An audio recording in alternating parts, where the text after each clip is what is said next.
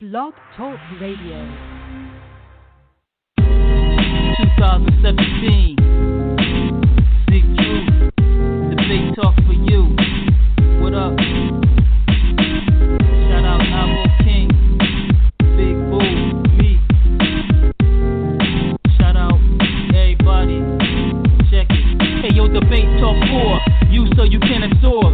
Information free of charge so you can afford. Get poppin', live off the greatest doctrine. Sip the juice, know the ledge like the great Rakim. On a mission, not a small time thing. Defense biblical, offense got the haters watching. Hands are skill, footwork is ill. Get in the den, see if you can stand for real. If you rep Kim and Cool, yo I rep Israel. If you Torah based only or new as well, welcome to listen. Style always fair decision. Two sides come together to compare what's written. Seeking the facts, speaking the maths, teaching the acts, leaking the tracks. Call while you eating your snacks. Music in my bones, DNA, double E and K. Little something for the showtime, we can play. One love, one love, one love.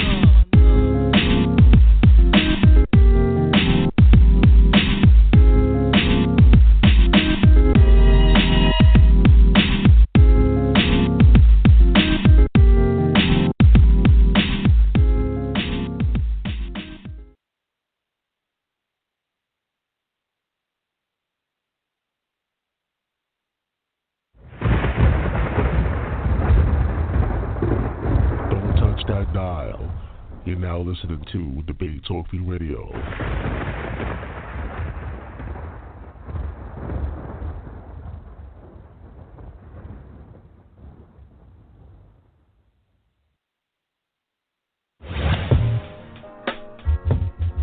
Hi, this is Tyrone Thompson, host of the Blog Talk Radio broadcast Talk Real Solutions. Please tune in and listen to all of our shows 7 nights a week at 9 p.m. Eastern Standard Time. At Talk Real Solutions, we cover a variety of topics to ensure we speak about what may be needed in our community at any time. Talk Real Solutions is the hottest blog talk radio show going on right now. You can listen to our broadcast at www.blogtalkradio.com/Talk Real Solutions or visit our website at www.talkrealsolutions.com. Also like our Facebook page at www.facebook.com/Talk Real Solutions. You can call in at any time during the show and add to the conversation and offer your solutions at 1-858-357-8453. That's 1-858-357-8453. Because at Talk Real Solutions, we want to make sure you have a chance to talk real solutions.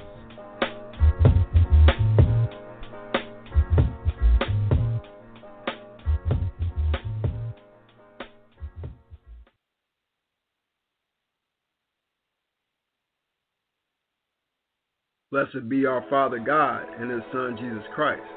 This is your beloved brother LeVar, co-teacher at Absolute Bible Truth Ministries, and I'm taking this tremendous opportunity that Brother Sai has given me to invite you guys out there listening to the Absolute Bible Truth broadcast on Blog Talk Radio. If you are out there and you have been searching for biblical truth, or you want answers to your questions, you can catch us every Saturday, the weekly Sabbath day our Father has given us. We begin our teaching in between 4 and 5 p.m. Eastern Standard Time. Call in by dialing 319-527-6197. Again, call in by dialing 319-527-6197. Our lead teacher, Brother Josh, serves us up a meal, and I promise you, if you have a hunger for understanding the Word, you will get full. Also, like our Facebook page, which is the title of our ministry, Absolute Bible Truth, all one word. In addition to that, check out our website, absolutebibletruth.com, for other study material and online classes. Absolute Bible Truth is a congregation who focuses on the truth, the whole truth, and nothing but the truth concerning the Word of God, while leaving out all personal opinion, speculation, and belief. Thank you.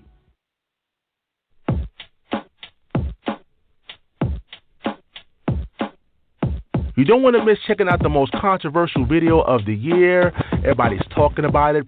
A video produced by Absolute Bible Truth teacher, Brother Josh. The video is entitled, Is There a Secret Gay Agenda Amongst the Comedic Conscious Groups? Once again, it's one of the most talked about videos right now, and you want to make sure you go check it out. So go to the website, www.absolutebibletruth.com/store. And once you get it, it's an automatic download. You don't have to wait for it to be sent to you in the mail.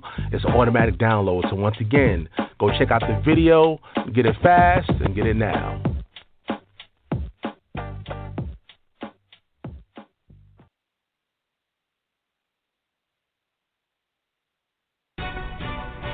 Shalom, Israel. This is Brother Robert, a.k.a. Pastor Nobody, from the Fountain of Israel Bible Studies class. You can find us on thefountainofisrael.com or use the search box on YouTube and type in Fountain of Israel. You can also email us at foibiblestudies@inbox.com. Again, that is foibiblestudies@inbox.com. We believe the whole Bible is the truth and relevant to our lives today. Join us weekly as we feed the flock with the uncut word of God. Matthew 4:4 says, Man shall not live by bread alone, but by every word that proceeds out of the mouth of God. So until next time, this is Pastor Nobody. Search the scriptures and prove all things. Shalom, Israel.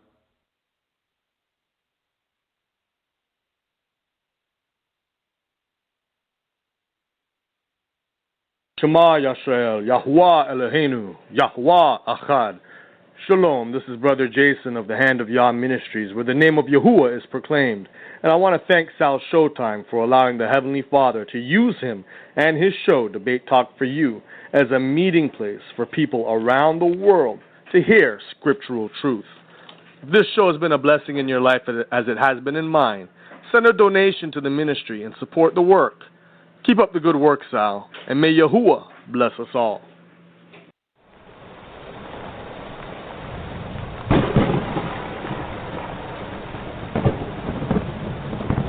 Study to show thyself approved. You're now listening to Debate Talk Radio.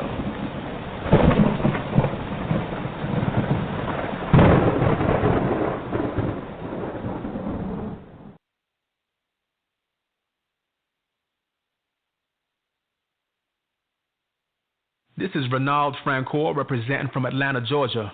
And when I'm not busy in the studio, I'm checking out Debate Talk for You Radio. Keep up the great work, Sal Showtime.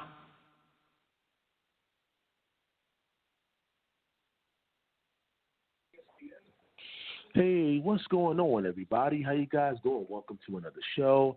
You're now listening to Season 7 of Debate Talk Free Radio. I'm your host, Sal Showtime, and we are back with another classic show for you guys. Well, once again, we are back. It's Debate Talk for You time. For those that are new to the show, we come on the air from Monday to Friday at 8 p.m. Eastern Time. And we definitely love the listening audience out there for tuning in. And shout out to those people that call in 5 minutes, 10 minutes ahead of time that's waiting patiently for a debate talk for you to come on the air. Of course, we want to thank the international listeners out there that shout out the show overseas. Some places like very, very late at night. You know, shout out to the UK, people in Australia, Germany, Africa, all across the globe checking out the show. And some places like early in the morning. So we definitely appreciate the overseas listeners out there that's tuning into Debate Talk Radio. And, of course, everybody on social media land. On the Facebook, Twitter, Instagram, that's checking out Debate Talk for You. Make sure you share it and spread the word that Debate Talk for You is live and on the air. And it's the show where you can call in live. The number is 319-527-6239. Today's show is entitled Unequally Yoked, Victims of One West Relations. Once again, today's show is entitled Unequally Yoked, Victims of One West Relations. Maybe about a month ago, Sister Sherry reached out to me in regards to putting this show together. You know, she's on that line right about now. We're going to bring her in. She's the First Lady of SOG. And she was basically talking to me about how a lot of people she speaks to or counsel are, you know, been in relations with people that's been from the One West camps. We're going to have maybe one or two people give a testimony of what they've been through in some of these relationships. But before we begin, let's just introduce Sister Sherry to the world. Sister Sherry, welcome to the show. Hey, Brother Sal, how are you? Doing pretty good. You... Doing pretty good. What's going on? Oh, nothing much. I'm feeling good, blessed as always. Just once again, I wanted to thank you for your the day before yesterday allowing the SOG to be in the hot seat. So we really do appreciate it. So thank you for that. Well, like I said, you reached out to me, about a month or two ago in regards to this particular show, Unequally, Victims of the One West Relations. Let people know basically what brought on this title and what inspired you to reach out to me in regards to this particular show. Oh, no problem. Okay, as Sal told you, I am Sister Cherry Love with the SOG, Soldiers to God. My part in SOG is basically I counsel many different family members, spouses, husbands, wives. It doesn't matter. This thing really doesn't have a gender code to it. So excuse the background. But basically I work with basically the families who have been affected by their spouse or their loved one going into the One West camp, such as I.U.I.C, GMS, I.S.C.K, in those particular camps. And I'm telling you, it takes their family by storm, by complete surprise. It's like the person doesn't even know what hit them. So it literally affects the person emotionally, even physically. It brings complete strife in the house. Every area of the relationship is affected. Every area of your house is affected. A lot of people don't even know what this is or where these people are coming from in regarding to One Westers. Let me be clear, One Westers. And it just takes them by storm. The rules, the regulations, the crazy ideology is just to the far left. So these people, basically are asking and crying out for help on every end. So I have heard from the least to the greatest, and I'm telling you, the stories are all different, and some are the same, but the effect, the pain is just the same. So that's the gist of it. And not to mention the reason why I reached out to you, Sal, to get this basically out is people need to know on the Christian side, the Hebrew Israelite side, and I'm sure the Hebrew Israelite community is very familiar with what's going on regarding the One Westers. But what you guys know is the full effect that it has on the inside within the family. So that's what I wanted to bring to the front line today. And, to cry aloud. That's basically it. All right, so we're gonna try to take it. We're taking a little different path this particular show, but Debate Talk, we willing to try things and see how it comes out. This is more of a testimonial show. Again, we have a special guest standing by that's going to give a testimony about her experience being involved in a One West relation, marriage, things of that nature. But of course, you always know the phone line is always open to the audience out there. If anybody's going through anything like that, or if you know anybody that's going through anything involved with One West relations, you know that number, 319-527-6239. And we also invite anybody to call in, even if it's someone representing the One West camps. We open up the phone lines to anybody to call in. We want to hear from y'all. Only rule that we have is if there's no foul language, you got to keep it clean, keep it professional. Believe it or not, we have people listening to with their kids and even the elderly. But let's introduce the special guest. Matter of fact, what I want to do, Sister Sherry, I'm going to have you conduct the interview for a little bit and ask a few of your questions to her, in the beginning. Of course, I'm going to ask her some of my questions later. And, of course, I'm going to open up the phone lines and, get some feedback from the audience out there. But let's introduce her right now. This is Mary. Welcome to the show.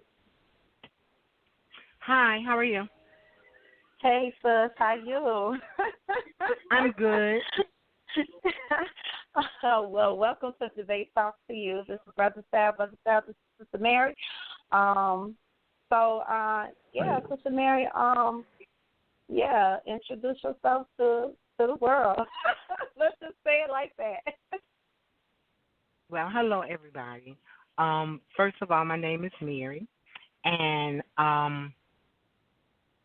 there's nothing special about me. I'm just a regular girl, regular lady, rather.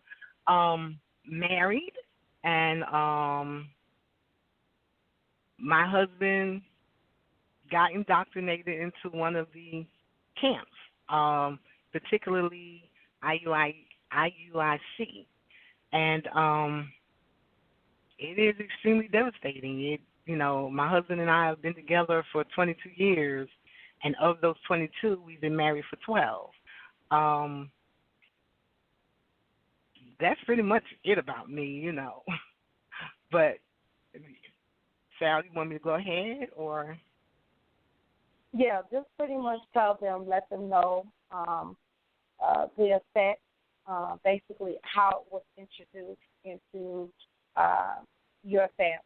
This is you and I talking. So I know it's kind of that everybody else is listening, but this is you and I talking. So what happened? Okay. Well, as I stated, my husband and I have been together for 22 years. Of those 22, 12 of those years we were married. We are married because we're still married. My husband decided he wanted to follow this group that frequent an area that he does his job at. That was 2016, early 2016. That was right before Super Bowl Sunday, right after Super Bowl Sunday. Things start getting a little shaky. So, instead of taking you all the way through March and April, things just started getting kind of rough. He just started acting strange, and he started, just not being himself. He started spending more time with the YouTube classes for I.U.I.C. Then he, started spending more and more time in what we call his man cave, this constant, sleep, eat, breathe, I.U.I.C. on YouTube, these classes. I don't know what the name of the classes are, but some classes on YouTube. Then he started going to their meetings, and I'm assuming their meetings or classes, and he started going to something called Camp 101. Things were still, okay, we were still communicating, still talking and things of that nature. Then we're going to just fast speed right along into June. So into June, about the end of the month of June, around about June 29th, June 30th, it was my baby girl's birthday. And so myself and the siblings, we all took out to dinner. And when I got home that night, he called me to the man cave. So I went on back there where he was, and he tells me, "Woman, I'm strapped for cash. Like, you're strapped for cash, okay? And that has what to do with me. The bills are paid. What does that have to do with me?" So my husband decided that night that I needed to call him, or I had to call him, my Lord and Savior. That's when my marriage spiraled straight out of control, because I had to let my husband know, you bumped your head. No, you are my husband. You are not my Lord and Savior. And then every day it was, it was something new every day. So after that, I was told that he didn't need me to do jack blank for him, absolutely nothing for him. So did you know that he was in the I.U.I.C then, or you wasn't aware? I wasn't aware that he had, let's just say, completely joined. I knew that, he would go on a Saturday and, he would say things like he was going to Camp 101, as if I knew what Camp 101 was, okay, So then when he started saying things like he needed to get some tools, that would have been the Apocrypha, That would have been Bible dictionary. That would have been and a horn. I don't know the name of it, but he had to get some kind of horn, a spiraled horn. So he got, he didn't get. I got all these items for him. I purchased all these things for him, and he stopped working. And not say he stopped working his job. No, he did not stop working his job. I'm gonna call it overtime. He stopped working his overtime, which was just extra money, and they paid him good for it. So he stopped doing that. And it's just that once my husband received his kidney, because he needed a kidney, once he got his kidney transplant, this is what he decided that he wanted to do with his time, wanted to do with his life. And like I said, it just came right out of nowhere. I mean, there was no warning.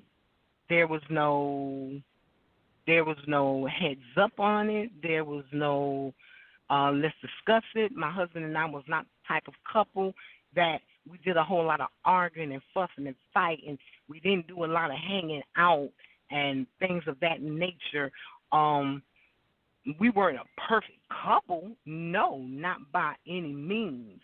But we didn't do those things. If we had disagreements, we worked them out. If we had disagreements, we didn't get angry at one another and somebody jump in the car and go and be gone all night and all day and stuff like that. We didn't do that. We stayed within the home. When things calmed down, we came back to that matter. We weighed it, we discussed it, and we worked it out.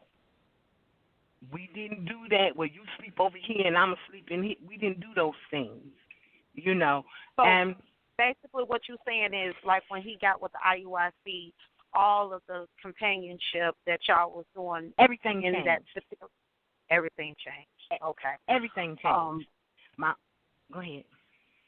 So can you expound on those changes that he went through, like his attitude, how he dealt with the family? Did that change?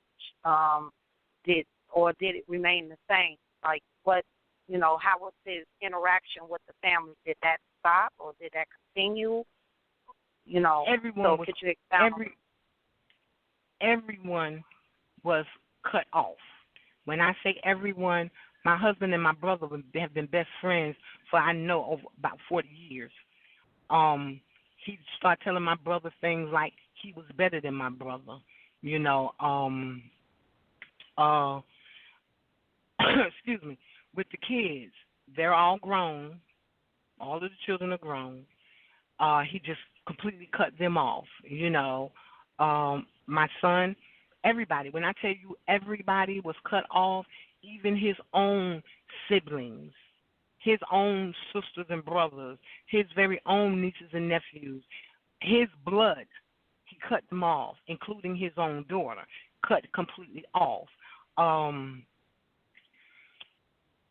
Again, I was cut off the night that I said I wasn't calling him my Lord and Savior, so that was right off the rip for me, Okay, what was the his reason for wanting you to call him his Lord and Savior? I'm not understanding that. What was the reason for that? Did he give a reason why? Did he give a scripture why? I mean, did you go a little bit more into that? No, there was no scripture for. I mean, he didn't give me one, that said anywhere that I must call him that. He didn't actually give a reason why I had to call him my Lord and Savior. So with him not giving me a reason, I just threw it out there. I don't know who you're hanging around or whom you may be chilling with or going to whoever house or whatever with somebody calling somebody a Lord and Savior, but that you are not to me. You are my husband. You're not my Lord and Savior. So he just kind of, just looked at me or whatever, so then he just stormed off and he went back to his man cave, I continued to pedal around in the kitchen or what have you, and then the next day, after him telling me he didn't need me to do nothing for him and all that good stuff there, the next day I call it, and I'm going to continue to call it. All of his tactics, all of the tactics. Well, should I say, that's when the tactics started.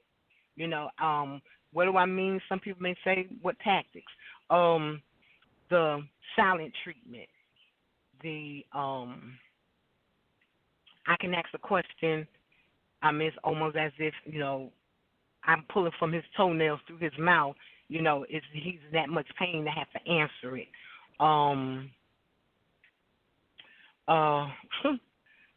It's just so much. But the behaviors that we were getting, and when I say we, I'm talking about the kids, because again, they didn't know what was going on. You know, when they come by the house to speak, you know, they always and it's always been that way. You know, hey, Daddy, Mom, where Daddy at? He back there in the room. Hey, Daddy, how you doing? You can't hold no conversation with them.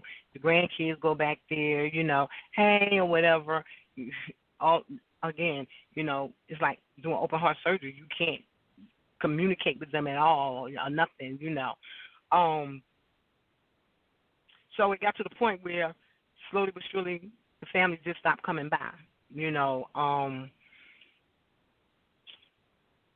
He wouldn't talk. Did the family question why they were cut off? Did they wonder like what was going on with him? Did he them know that he's part of the I.U.I.C? What was the explanation to the family, or did you have to explain to the family what was going on, or if you could even explain to your family what was going on? Well, yes, they did ask questions, you know, especially my son. What's going on, Mom?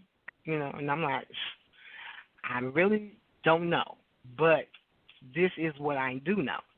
He's going to this, you know, he started wearing this, you know, the combat boots and the black cargo pants and the, you know, the shirt and the purple shirt and all this stuff, you know. So then people started asking, well, what are you into, you know, and things of that nature. I couldn't explain what it was because I didn't know what it was. It was not brought to me. It was not discussed with me. It's just like overnight, bam, I'm in this thing, and this is the way it's going to be, and I'm not doing this, and that's the way it's going to be. And, you know, and when I say this and that, I'm talking about anything, you might as well just get used to it because I'm not ever going back to the Christian church. I never asked you to go to church. I didn't ask you to go to nobody's church. You said your mom took you to church. No, you also said you did not grow up in the church. So, okay. So with you going to church, that was on him. You see what I'm saying? I never asked him that. So then it was the pagan this and the pagan holiday that. And then when my birthday rolled around, he couldn't tell me happy birthday. So he tells me happy day of my birth. Okay.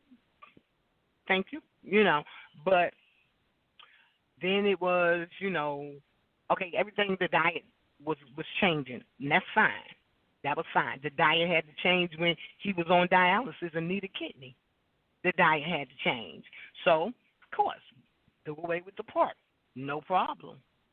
I got a daughter-in-law. She doesn't eat pork at all. Hadn't ate it since my son met her. So that was no big deal for the family. So then everybody got concerned, you know, because of the fact it's like he just letting his medications just pile up.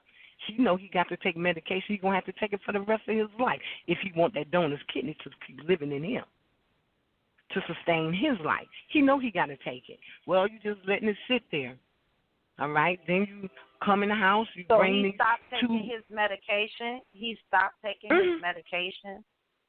Yeah, okay, yeah. Why? Did he say why? That's what's wrong with us now. What do you call the Caucasian people? Edomites, Esau's, or something like that. They're giving you this medicine and they ain't doing nothing but killing us. Okay, but regardless to what you may feel about that, you know that you have to take your medicine to continue your life. So because Esau giving you some medicine, you're not going to take it to do what? To prove a point to who? I didn't understand that. But, okay. So he went ahead and, like I said, he stopped taking his medicine. So he came home one day, and, of course, you know, he's not eating the pork. He stopped taking the meds for a while. Came home one day, and he had the gallon Ziploc bag of what he said was unleavened bread. I'm like, okay. So, of course, he was trying to get me to try it with him, and I tasted one, and I said, well, it seemed like it would be good with coffee, you know. So my husband, every day, I said, well, how are you supposed to eat this stuff? He said that was all he was supposed to eat for the next 7 days. He had to eat just the unleavened bread, and he couldn't have water. And I said, that's ridiculous. You got to have water. And he said, well, since I got to take medicine, I can have sips of water, but just enough to take his medication with. I'm like, okay. My husband ate that stuff for 7 days, breakfast, lunch, supper, and dinner. That's what he ate. He didn't take lunch to work. He took that to work. That is what he ate. By the end of those 7 days, I didn't know if my husband's kidney was rejecting. He wasn't saying. Because remember, he didn't need me to do jack nothing for him. Well, see, my heart not sat up that way. I noticed the change. I noticed that something was wrong with him health-wise, despite your attitude, despite how you feeling or don't need me to do anything for you. So in return, I asked a nurse exec, I asked her what were some of the symptoms if a kidney was rejecting. So she said, well, I tell you what, why don't you just clock out, go and take him to the hospital. We're wasting precious time if that be the case. So I took him on to the hospital. They admitted him, and they admitted my husband with a blood sugar of over 800 plus. Why? Because all my husband ate was unleavened bread for 7 days. 7 straight, long, tedious days. He ate unleavened bread, breakfast, lunch, supper, and dinner. He ate nothing else. He ate no meat. He ate none of that. All he ate was unleavened bread. So, yes, it landed him in the hospital. And it landed him in the hospital for 14 days, that is. For them monitoring his kidney to make sure that the kidney was not rejected, because with a blood sugar that high, what is his kidney doing? It's working in overtime plus overtime. So now we got to be in there to monitor the kidney. They got dialysis ready just in case. Okay, and so what my question is, okay, so basically he was just on this unleavened bread. So was this ordered by the I.U.I.C, this particular diet was ordered by them despite his health condition, or is this a choice that he personally made? From what he said when he came in the house with these 2 bags of unleavened bread was this is what he had to eat for 7 days. So with him saying that, well, this is what I got to eat for 7 days, and I can't have this and I can't have that, I can only have sips of water. I wasn't there. I cannot say personally somebody opened up their mouths and told him that. I wasn't there. But those were his words, that is all he could eat, and that's what he had to eat for the next 7 days. Oh, wow. Okay, so let's jump to this. In regarding the I.U.I.C, now, did he ever ask you to come in to the camp with him? Did you guys talk about it? And if so, what was, I'm sure I know what your response was because we're talking now, but what exactly did you tell him, your feelings in regarding that, and then how did he respond to your response? Well, he did. He never just at the beginning. He never asked me to come in. No, he did not. In the beginning, it was all him. Let's jump into July. In July, toward the end, about end of the month of July, he,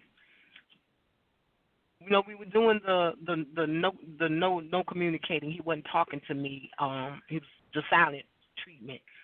Then in July, about mid-July, he would say things like, I don't know what they call it, but they have like I'm assuming it's something like a meet and greet. That's what I'm gonna call it because I don't know what it is. Where they go to like the Holiday Inn and the conference room there, and I guess people that they have met out on the street, I'm assuming they go there and in the conference room there and have some type of class. He would always tell me, well, they're having a class or whatever at the Holiday Inn, if you want to come. I said, well, okay, but no thank you. So then he asked, why don't you want to come? I said, because I have to research these people. I've never heard of them. Where's the church at? I had questions like that. Okay, so if you saying there's nothing but a bunch of men, why would I want to come? You have male company here at the house, and that's before this. But when you have male company here at the house, I'm not sitting amongst you all. So why am I going to something like this to be sitting amongst nothing but a bunch of men? No. It be sisters. Sisters be there. I said, really? I said, well, what they do? What do they do? And he was like, well, I don't know. I don't know what they do, but we be out doing whatever out in the streets or whatever. I said, oh, okay. So then he starts saying things to me like, you gonna come get this truth. You gonna come into this knowledge. And I say things like, what knowledge? I mean, you ain't told me nothing that y'all do. I don't see anything that you guys are doing. So no, I'm not. No, I'm not. He would get angry and he would storm off. Then would come another type of what I call another tactic. And when I say another tactic, there's another level to it. Then comes the you do absolutely nothing for me. You won't take out the trash. The things that you normally do, you won't do. You know what time I'm getting off. I work 16 hours. You know what time I'm getting off, where you normally would leave the light on or leave the top lock off or leave the alarm system, where I can just come on into the house. No, everything, you got it all locked up, or everything's different. Everything is the opposite of what it would be when we were communicating. Then you would do things like you would make food or whatever and just pile the sink up full of dishes. That was, I said, another tactic because you knew I couldn't stand to have the sink piled up with dishes. It's nobody there. It's just two of us there. You're the only person cooking because you're only cooking for you. By the time I get home, you're gone to bed. So you're only cooking for you. So why should I have to come home in the sink piled full of dishes? Because that's going to irritate me, especially when there's a dishwasher right there. Cook what you're going to cook, load the dishwasher. I don't mind starting it when I get home, but you wouldn't do that.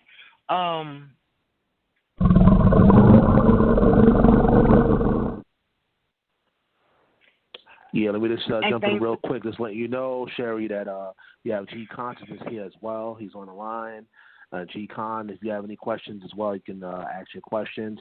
But again, the phone lines is open, people. Anybody can call in if you have any questions or comments. If you don't know the number by now, the number is 319-527-6239. Call in via phone or via Skype. Press number 1, and then we can add you in the conversation. You can continue, Sister Sherry. Go ahead. Okay. Okay. All right. Finish where you left off at. Brother Sal, my other guest, he's trying to get in. He said for some reason it's charging him. So I'm going to see if I can three-way him on my line. Okay. No, that's cool. Thanks. Okay. Go ahead and continue, Sister Mary. I'm still here. I'm just trying to bring in the other person too. So go ahead. Okay. But so then, the taxes would get worse. We would do the no contact, the no verbal communication. We did the what we call the cutting cord tactic, where you come you leave in the morning. You don't say, "Hey, dog, look, I'm gone." Sometimes you'll lock the door. Sometimes you won't lock the door.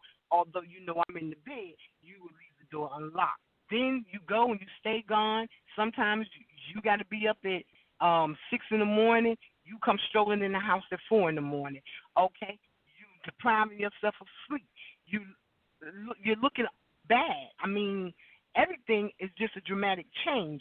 Okay, then you let your beard grow. That's not a big issue. There's no big thing about your beard growing. He was growing a beard anyway. Sometimes he grow his beard and let his beard stay for a year. Then he trim it out, start over. Sometimes he go without one. So having his beard was not a big issue. Then it was to the point where I did some research and I said, I don't know if this thing is right. It kind of sound like an occult. And that brother got hot. When he got hot, them were fighting words right there. He would not allow me to disrespect that camp. Really? Okay. All right. Yeah. So right now I'm going to get out let me your jump in now. Yeah, sorry about that. Yeah, let me jump in real quick while Sister Sherry's trying to bring the other special guest on the phone line. And G.Con, are you there? Let's do a radio check. You there, G.Konsciousness? Yes, sir. Yes, sir. What's going on? Peace to the family out there. What's going on, Sal? Hey, what's going on, man? What's happening, brother? Matter of fact, I'm going to let you guys. You want to ask a few questions before I ask mine? You can go ahead. Yeah, Sister Mary, right? Yes. Hey, how you doing, sis? I'm and good. You said I've heard you before. I think you came on G-Man show, right? Yes. And okay. So Real. So real. Your husband, he's off into I.U.I.C, I believe, or he was, or. No, he is. Oh, he is. Okay. Yeah. So basically, I've heard some brief things about you. I've heard you on G-Man show a little bit, so it's not too much, that I definitely know what goes on within these camps and the mindset, of these guys and how they give up their families, and they think it's for God. They think that it's a zeal, it's some type of zeal for God, but it's way beyond that. So, let me ask you this: how does this affect you, as an individual? Because I know that it can tend to have when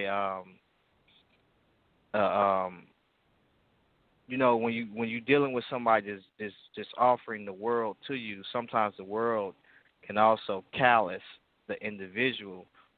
Has it affected you in any way in that manner? Oh, yes. Yes.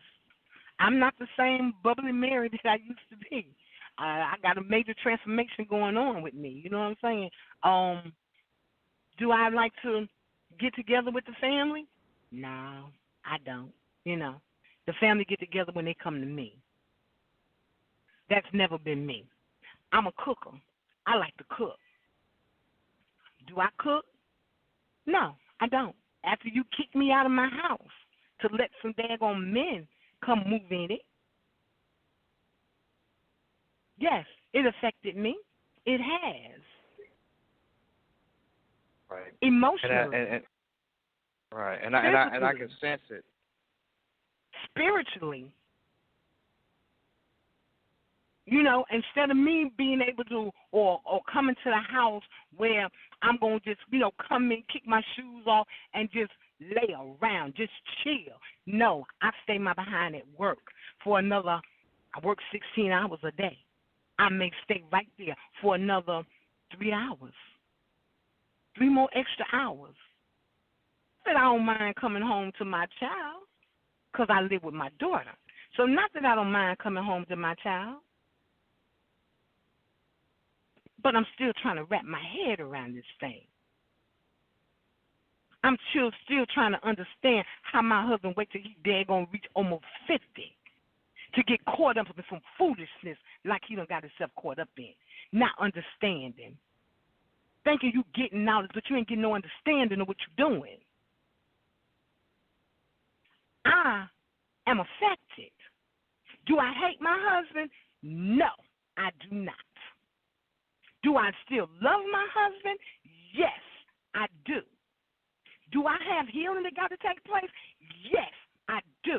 Because remember, I didn't just get with my husband. I didn't just marry my husband. I've been with that man for 22 years of my 50 life.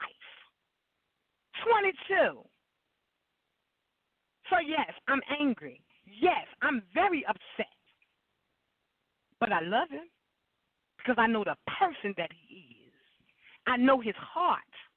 Well, at one point, I knew his heart. His heart has blackened. His heart has hardened. He done lost his daggone faith. And he allowed somebody to walk in and just rob him blind from everything, even his own blood that he helped feed and birth into this world. Yes, I'm angry.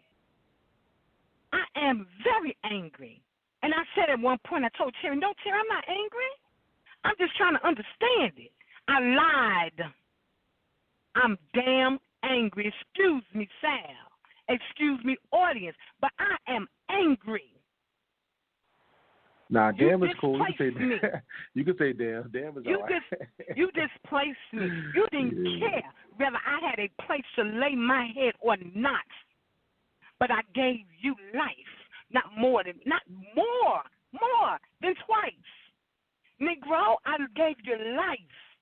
But see, I know I'm going to be blessed for that. I'm going to be blessed for that.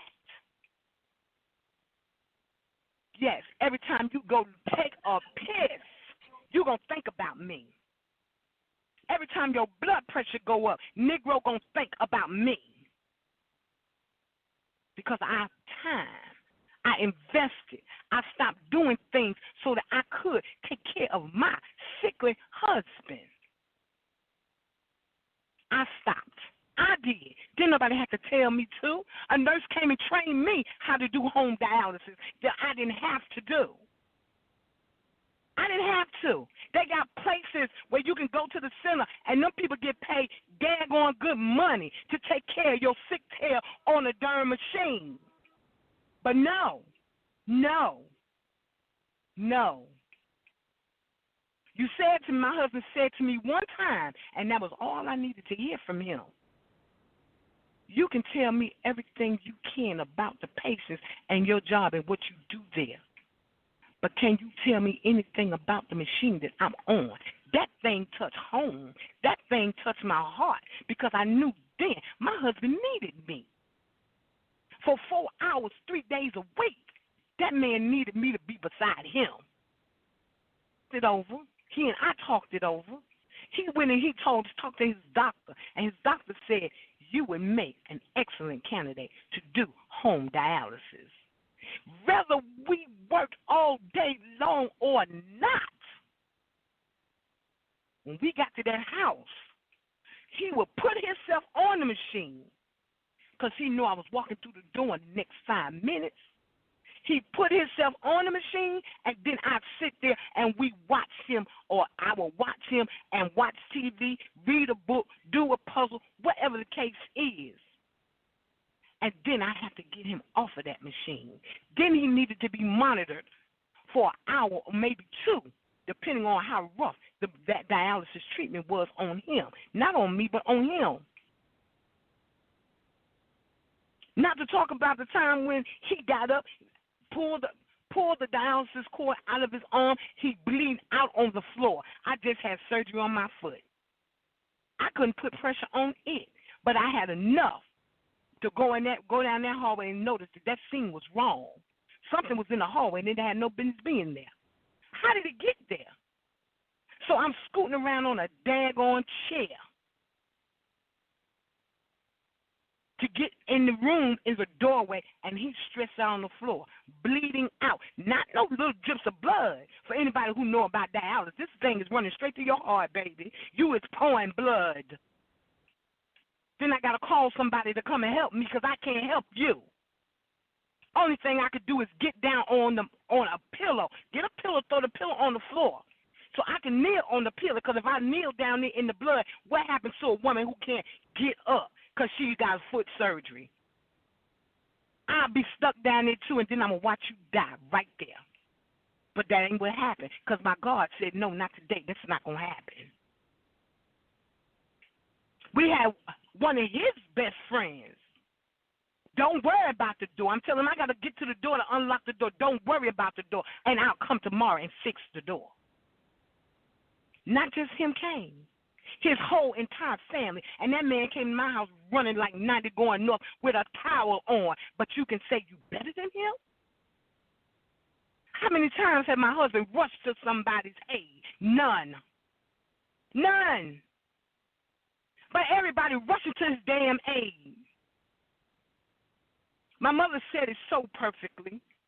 Maybe we held such a high standard on my husband that maybe we shouldn't have. And you want to know, people want to know, am I angry? You damn right I'm angry.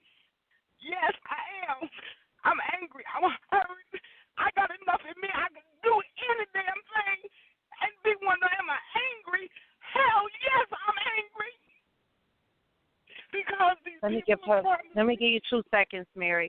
Let me speak to the audience. I know to the Hebrew Israelite community, and I know a lot of y'all don't deal with emotion, but I'm asking you guys right now to tap into that, because what the I.U.I.C is doing is literally instructing these men to literally put their wives away if they don't come in, or literally instructing these men, these husbands, to literally put their wives away if they don't go by their so-called protocol.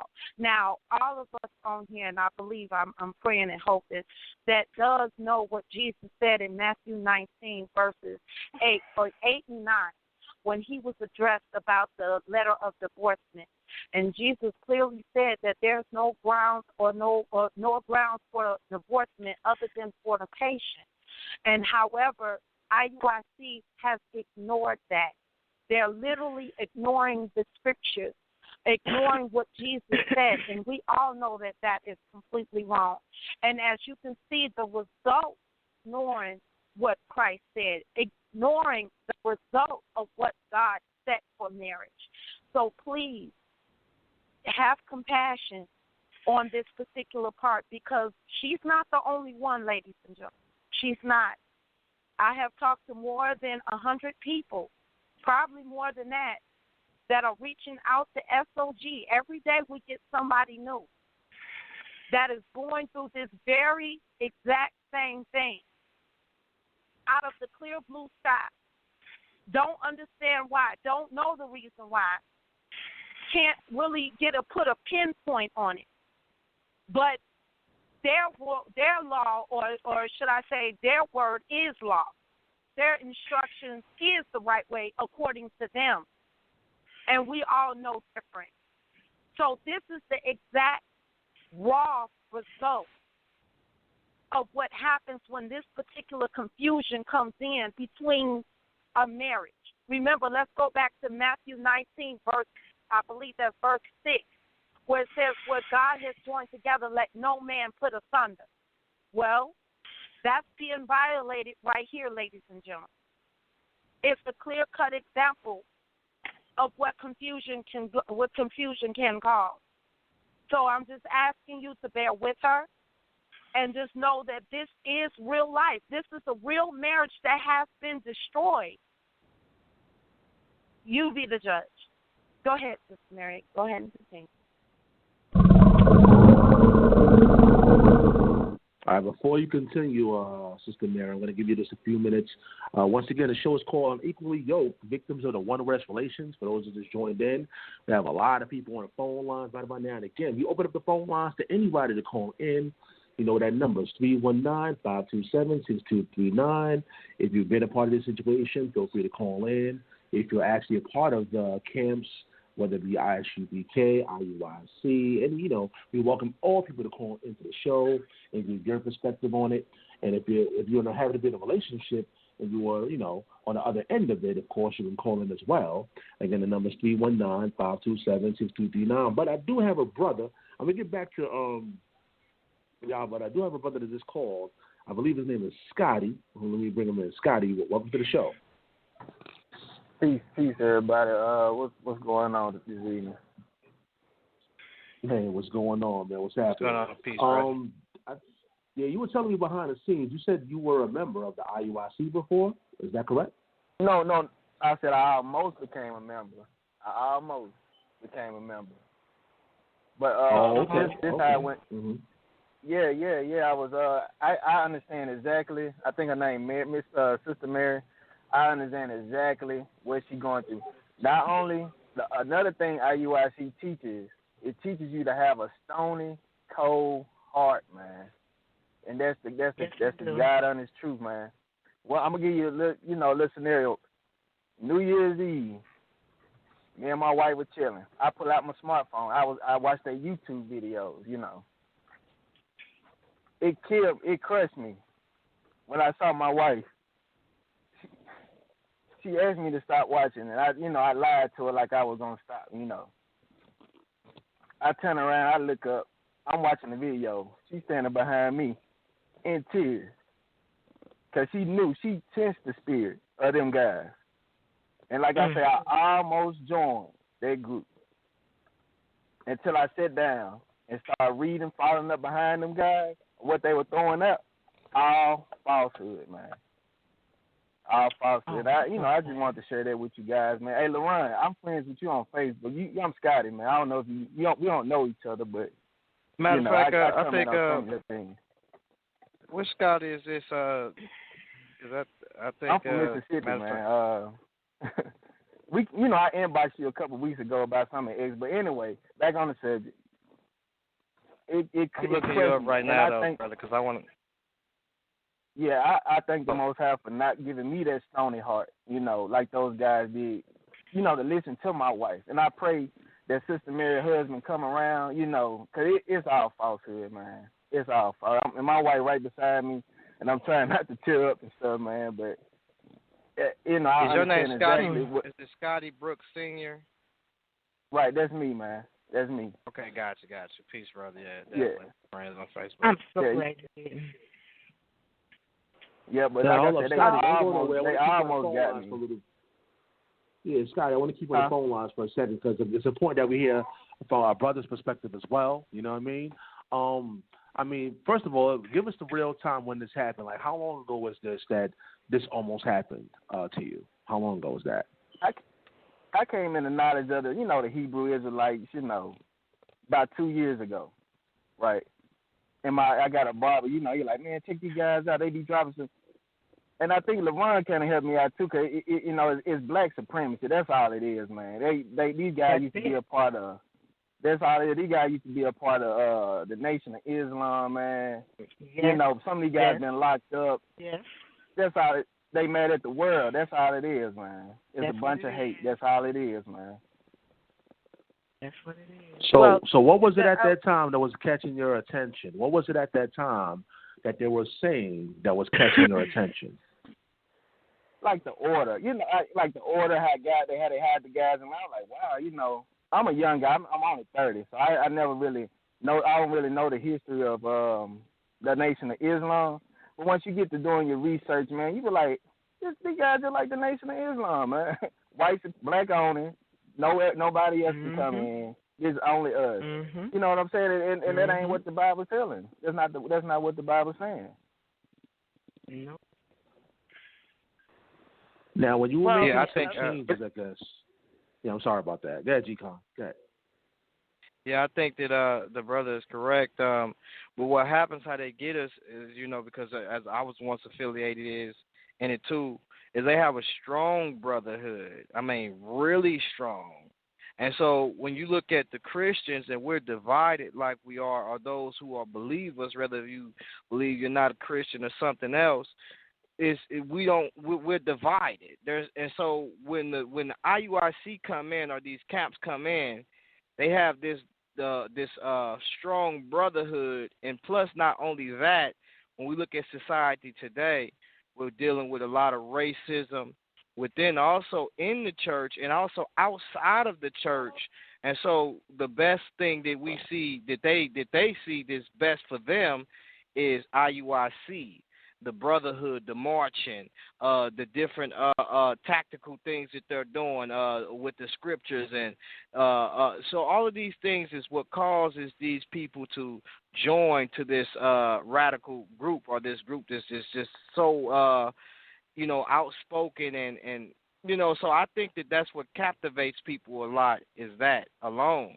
And so we have to have a better brotherhood they have to draw people, and give people more of an appetite for God, and ask the Spirit to give people understanding and wisdom, and help us to get that understanding and wisdom to draw these men, and these women to come up out of that type of movement, or if they're not in that movement, to come towards Christ. Correct. Cause that, to piggyback on what you said, Brother LaRon, that's exactly what caught me, the brotherhood of it, man. The togetherness. But what are you together under is the question. And it's hate is all it is. They together under hate, man. And that ain't what I got 4 children. I teach them not to bully, none of that. And that's all they doing on them corners is bullying, over talking people. It's just bad, man. It's all bad. Sherry, you wanted to say something, Sherry? Go ahead.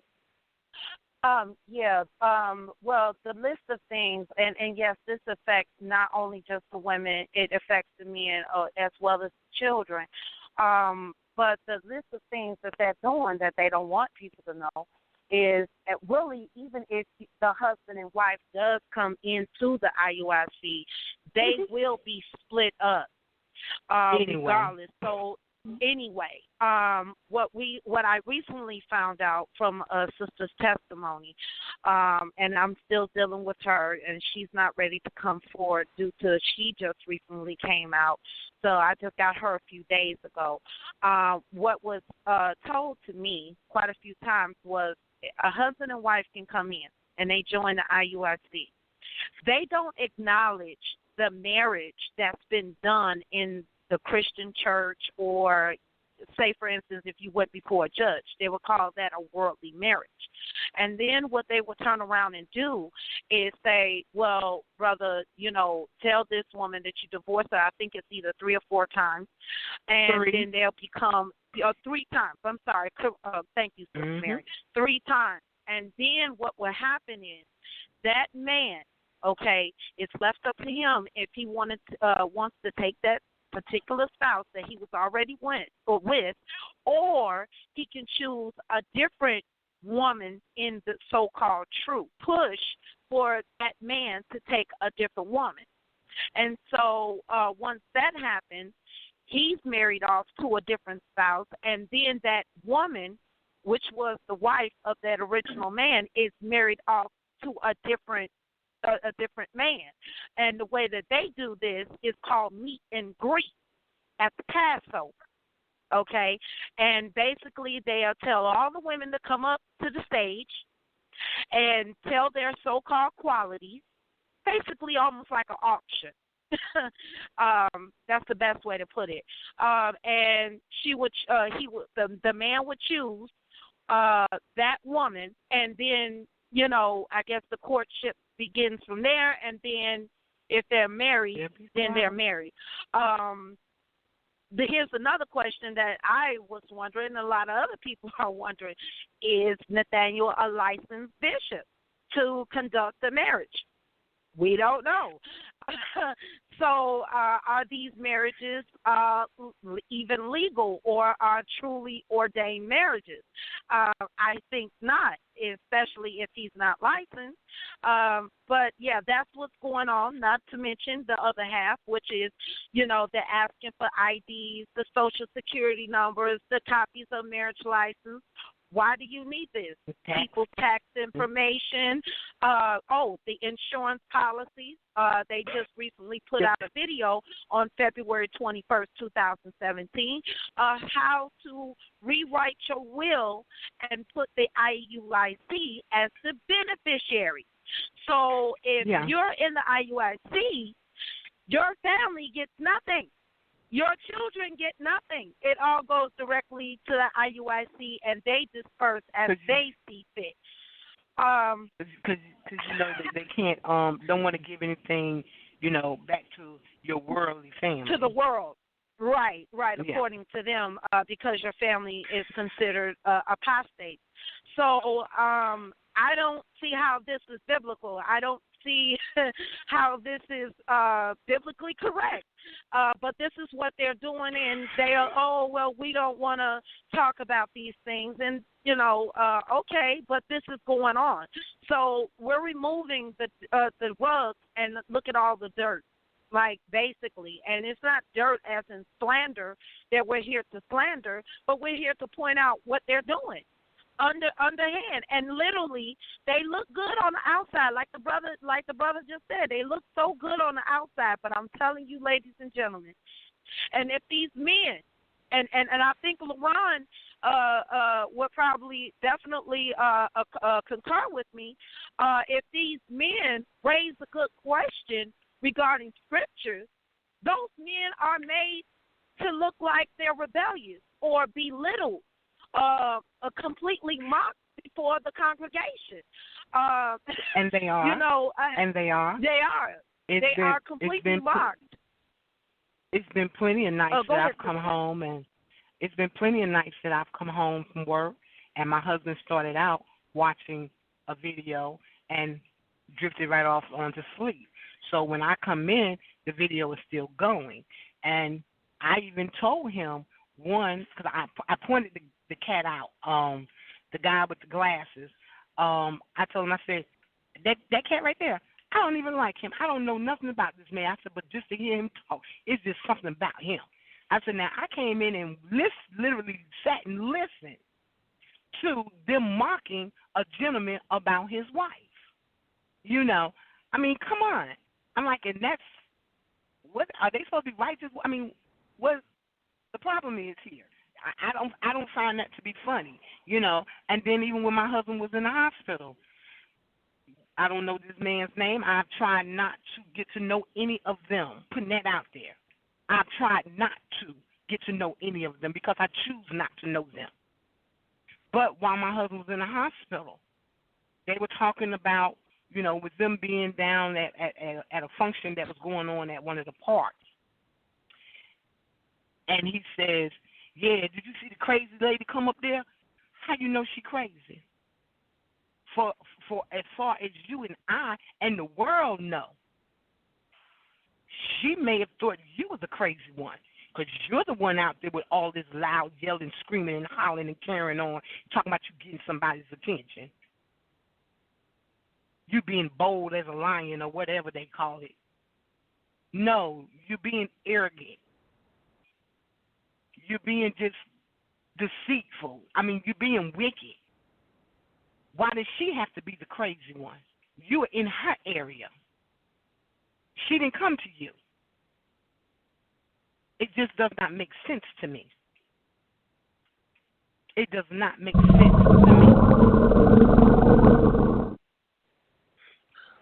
Yeah, just letting y'all know we lost G.Konsciousness. G-Con, if you call back, just press number 1. We lost G.Konsciousness. Again, anybody could call in, y'all. Today's show is entitled Unequally Yoked. Victims of the One West relations, you know that number, 319-527-6239. Definitely, this is like one of the first segments of this caliber on the brand right now. And we have a lot of people actually standing by. Scotty, anything you wanted to say? And I want to ask you another question, Scott, but anything you wanted to, address, before we go move along? Go ahead. You can go ahead with your question, Sal. I'm in agreement with y'all.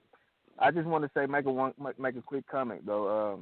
Your show, you know what I'm saying? I done hooked up with Brother Josh, and I done hooked up with G.Kon and J-Doc. Man, these guys, they kind of saved my marriage, man. I'm gonna put it out there like that, man. You know. So, but you can go ahead with your question though, man. That's what's up, man. Definitely, most definitely. You mentioned that it almost broke up your marriage or whatnot. Following some of the things of the I.U.I.C. or just observing some of the things. What in particular was that affected your relationship? Well, like Sister Mary was saying, like she'll watch a video, right? So when I first found out about it, I brought it to my wife, of course, and we'll watch, and they'll just belittle the woman, and they'll bring out the 1 Corinthians, I believe it is, let your woman learn in silence, and she needs to shut up. And, that's right. Right, you know what I'm saying? And like I'm saying, I was a babe. You know, I read, when I found out, I just started reading the Bible myself. So I didn't know the context of what Paul was talking about in 1 Corinthians, 1 or 2 Corinthians, I can't remember right now. But you know, the misuse of the scriptures and stuff, that's really what did it. Because I would bring it to my wife. You know what I was learning from them. It was all negative, everything that I was bringing to her. And she, you know, my wife, that temper is little with her, so it was almost over with. She done brought in like family members to try to talk to me and stuff, man. And I like I said, I almost had a stony heart and about to turn them off or whatever, but. You know, like I said, your show, Brother Si, it kind of saved me, man. It saved me for real, man. Yeah, man, I appreciate that, man. That's what's up, man. Let's take some of these callers, Sister Cherry, and then we'll get back to you, Sister Mary, of course. Let's take some of these callers. Again, the number is 319-527-6239. People know when they call in, you got to keep it clean, keep it professional. Let's go to 267-592. You're live in air. Hey, shalom. This is Benayahu. Peace and blessing to you, Sal, and the rest of the panel. I'm a former member of one of the One West camps, and as the brother said, he was speaking. He said that the brotherhood between the brothers is what attracted him to it. Well, I like to say that there's an appearance of brotherhood there. Because once you separate from them, once you leave them, then you become everything but a brother to them. And, it could be over something simple as, like when I left the particular camp that I was with them for 4 years. And we left over different, me and about 3 other guys left because of different and understanding the doctrine. So all of a sudden after that, they start calling the other 2 brothers that were with me, the homosexuals and stuff, and putting that out there. To this day, if someone see me and they know who I am, they may not ever see me in life, never had a conversation with me, but they will call me all types of names based on the fact that I left the group.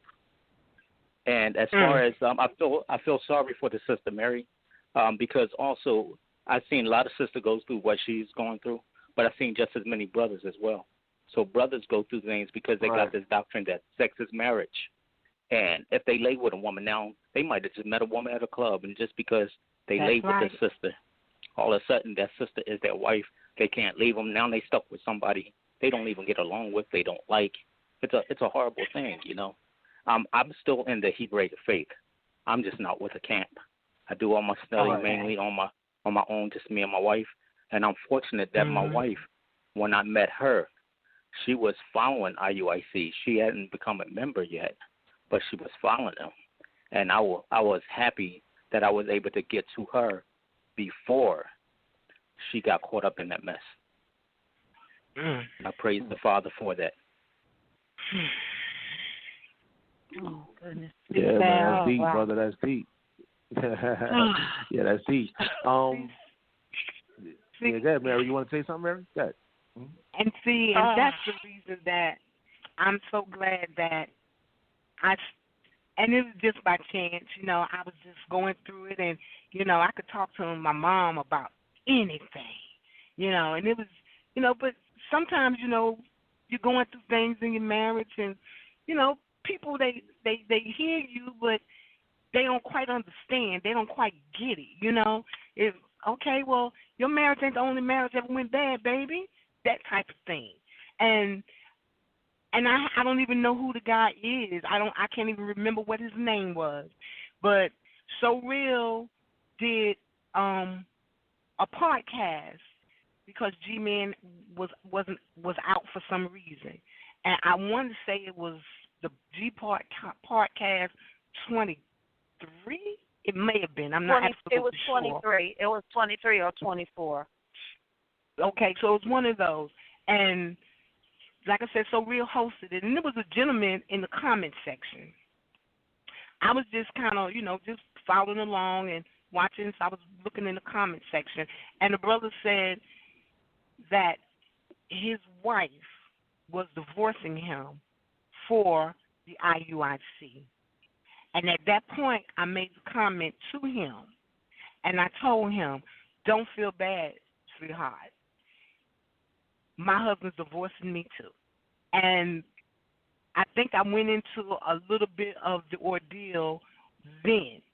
And I think it was at that moment, I think I spoke to So Real. I'm not 100% sure, though.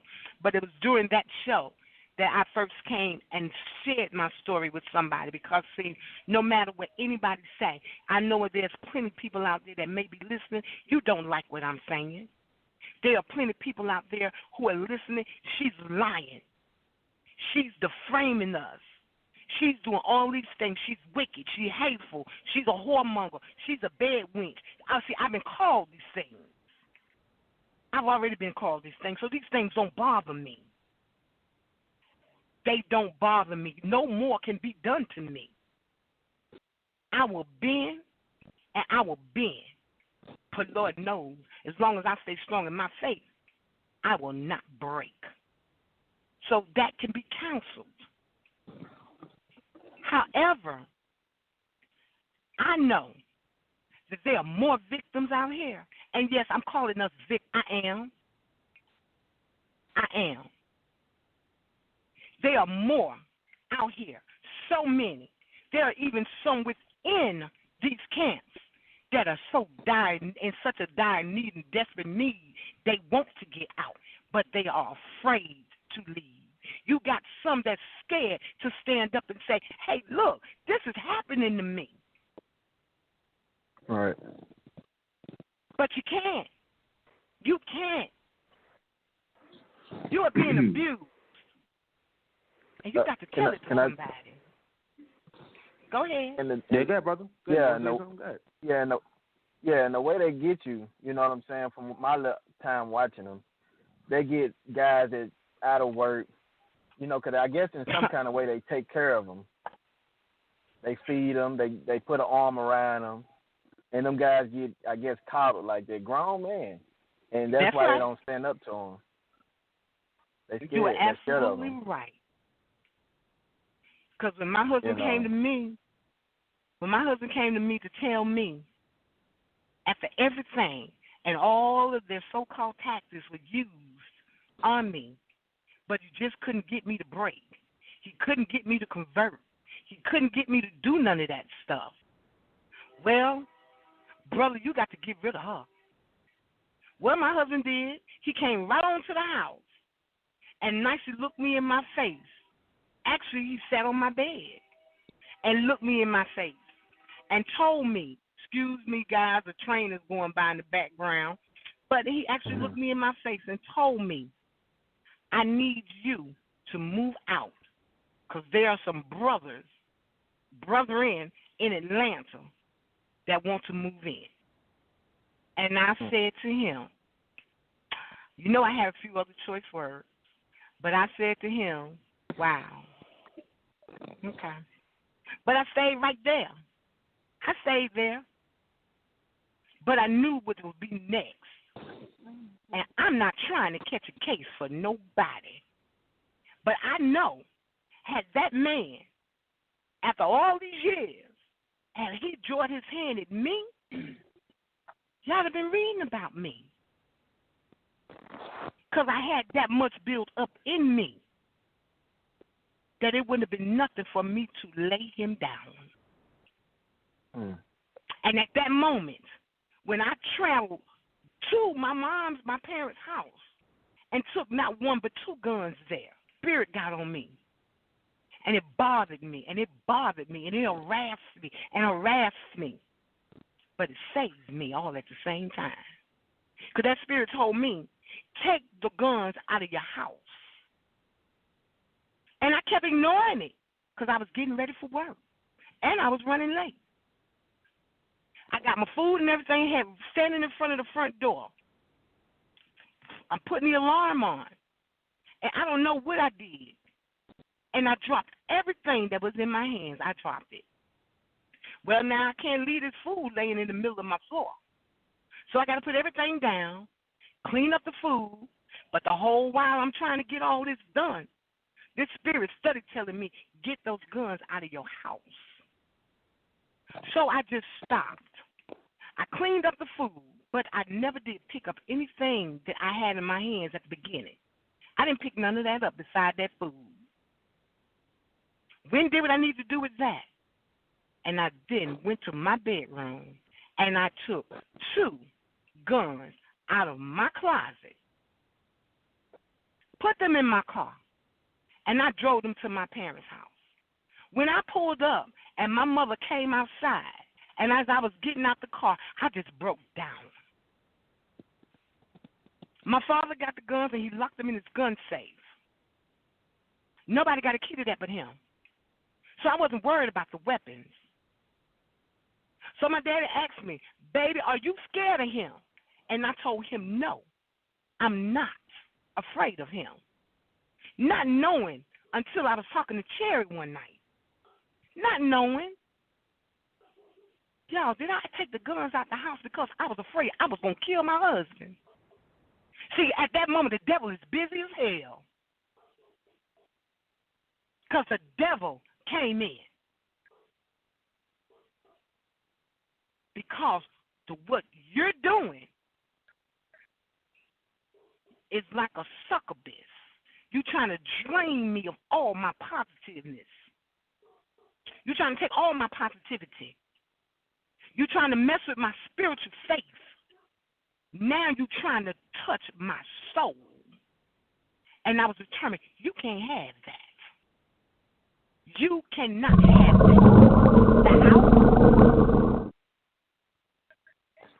Yeah, I apologize, Sister Mary. I apologize. Once again, It's calling Equally Yoked. Yeah, we have a lot of time, though. We have a lot of time. We do have more people standing by, though. I guess they want to ask their questions. And the brothers that's on the panel now, if you want to stay on, you're welcome to stay on. If you want to hang up, that's fine as well. And if you want to chime in and ask questions, you can. Well, this is going to be an open panel tonight. Anybody can call in. Like the topic says, there's various special guests, so anybody can call in and chime in and give their testimonies, or if they personally went through any of these things, feel free to let us know. Because we have thousands of people that tune into the show all over the globe, and each one teach one. Let's go to the next caller. Let's go to 601-519. You're live on air. Good evening, panel. This is actually Brother Scotty's wife. My name is Melisha. Hey, welcome to the show. Welcome. And I just kind of wanted to call in to, number one, to encourage Sister Mary and her situation and what she's going through, and just to let you know that we'll be praying for you, for your situation, for your husband, especially for his deliverance in that situation, that he can come out of that and be the man that God has probably purposed him to be. But I did want to call in to sort of shed some light on my side of this conversation about being equally yoked. Scotty and I did marry young. We've been together since we were in high school. We had 2 kids out of wedlock, and then we eventually got married about 10 years into our relationship, and so we've been married almost 4 years now. And then we have two more kids, and I'm saying all that to say this. When I feel like the devil unleashed that attack on my marriage, just like Sister Mary just said, and like my husband kind of referenced earlier, I was not going. I wasn't going. It was not about to happen. We had been through too much. And what I know is that we had really gotten to church. We moved back closer to family, and we were in church. We were having Bible study every night with our kids. We were reading scriptures. We were doing all those things. And then all of a sudden, my husband didn't want to go to church anymore, which was fine. Okay, you grow out of that that bondage, and I was almost to that point as well. And I was going to follow my husband where he led me because that's how I had been raised. And I told him this, and it used to hurt his feelings. And I would tell him, baby, I will follow you to the end of the earth, but I will not follow you to hell. I'm not going to follow you to hell. So you're going to have to get this together, or we are going to continue to bump heads on this. And when he initially just kind of started watching those videos, first he kind of put it off like, somebody just told me to watch it. And I would try to encourage him and say, well, don't listen to that stuff. It's devilish, it's hateful, it's not of God. Let's not, we're still young, we're still babes in the word. We're trying to figure these things out, and this is the devil planting a seed in you, and just let's not allow that. And he was just slowly, looking at it. And I remember the night that he was talking about, these guys, they were actually bashing a black woman about her hair, and they were using scripture to convince her that she was a lesser being because of her hair, because the scripture says something about a woman with braided hair and all this other foolishness. And I'm laying there, we're sitting there, we're watching this. I have a 7-year-old, we have a 7-year-old daughter. I'm pregnant with a girl. He's from a family of strong women. I'm from a family of strong women. And I just broke down, and I told him, I said, you know what, if this is how you feel about women, then this is probably going to be my breaking point with you. This is how you feel about your wife. This is how you feel about your daughter. Daughters, that's right. And so at that point, we were to the point where we didn't talk out loud to each other. He still continued to study. We stopped studying together. We stopped praying together. We stopped anything dealing with spirituality. It was like a wall. It was like an invisible wall in our house. He did his own thing. I did my own thing. But I was constantly in prayer for my husband. And so, and my prayer was that he would not have that hateful heart that those men had. And then my prayer was also that God would continue to reveal to him through that scripture, that God will continue to reveal to him through scripture the truth, and whatever he was searching for and listening to those guys, that he would find it in God's word. And thankfully he did, and I knew that he did. One night we were in the car and we were at McDonald's, and a white man, so this is a big deal, right? A white man comes up and he asks, can you spare some change? I'm hungry. I just had a surgery at the hospital. I really don't have anywhere to live. We're right outside this McDonald's. And my husband, he goes in his pocket. He gave the man some money. And I'm thinking in my head, this is different, He's always been a kind-hearted person, but we had just been so separate on this level for so long, And so he gave the man the money, and we were getting ready to leave, and the man went in McDonald's, and he was sitting down eating his food or whatever, and my husband pulled over the truck, and he went inside, and he went in, and he sat down with the young man. And I remember the guy had a biblical name. I don't remember if it was Joshua or Jacob. David or something like that. His name was Jacob. Jacob. His name was Jacob. That was his name. He had a biblical name, and he went in, and he sat with the young man, ministered to him, and prayed with him. Bless you. And I was so full I could hardly even sleep that night. I know. Because that was my sign from God that my husband's heart had not been hardened. That's right. And to see him just step out there and minister to that guy and pray with him and gave him some more money and said, well, you're going to need to eat again in the morning and tomorrow, and just spoke blessings of him, that let me know that his heart had not been hardened. Now, has this spiritual transition is still a process for our family? Yes, it is. I grew up as a Christian, and I tell people all the time now, I don't claim to be anything except a believer of the Word of God. And the show that my husband actually listened to that woke him up from heading in the wrong direction, is entitled The Mark of a True Believer. I listen to it and re-listen to it all the time. And it's Brother Josh and Elder David, I think it's his name, and they're teaching this lesson, and it says The Mark of the True Believer. And so if there's anybody out there that's listening that is on the fence and needs some direction and is, really trying to see in Scripture how to debunk these guys, that's the lesson that you need to listen to. Because at the end of the day, the only thing that God asks of us is for us to keep his commandment and for us to love each other, whoever that each other might be. Okay? He doesn't say that you get to pick who you love. That's not Scripture. And so to listen to that lesson that says the mark of the true believer, and I listened to it and I sat down and I followed along with those scriptures, and I could see how that lesson showed somebody who was on the fence what the Word of God really meant. And I was so on the fence. I really appreciate this platform. I really appreciate Brother Josh and Elder David and some of the other teachers who come on here and who are not afraid to speak out and speak up against those guys, because you're really saving people. You're saving people. You're saving their lives. You're saving their marriages. You're saving their faith. And that's important, and it means a whole lot to be doing that, and it's a really big deal. Like I said, again, Sister Mary, we'll be in prayer with you and for you. Thank you.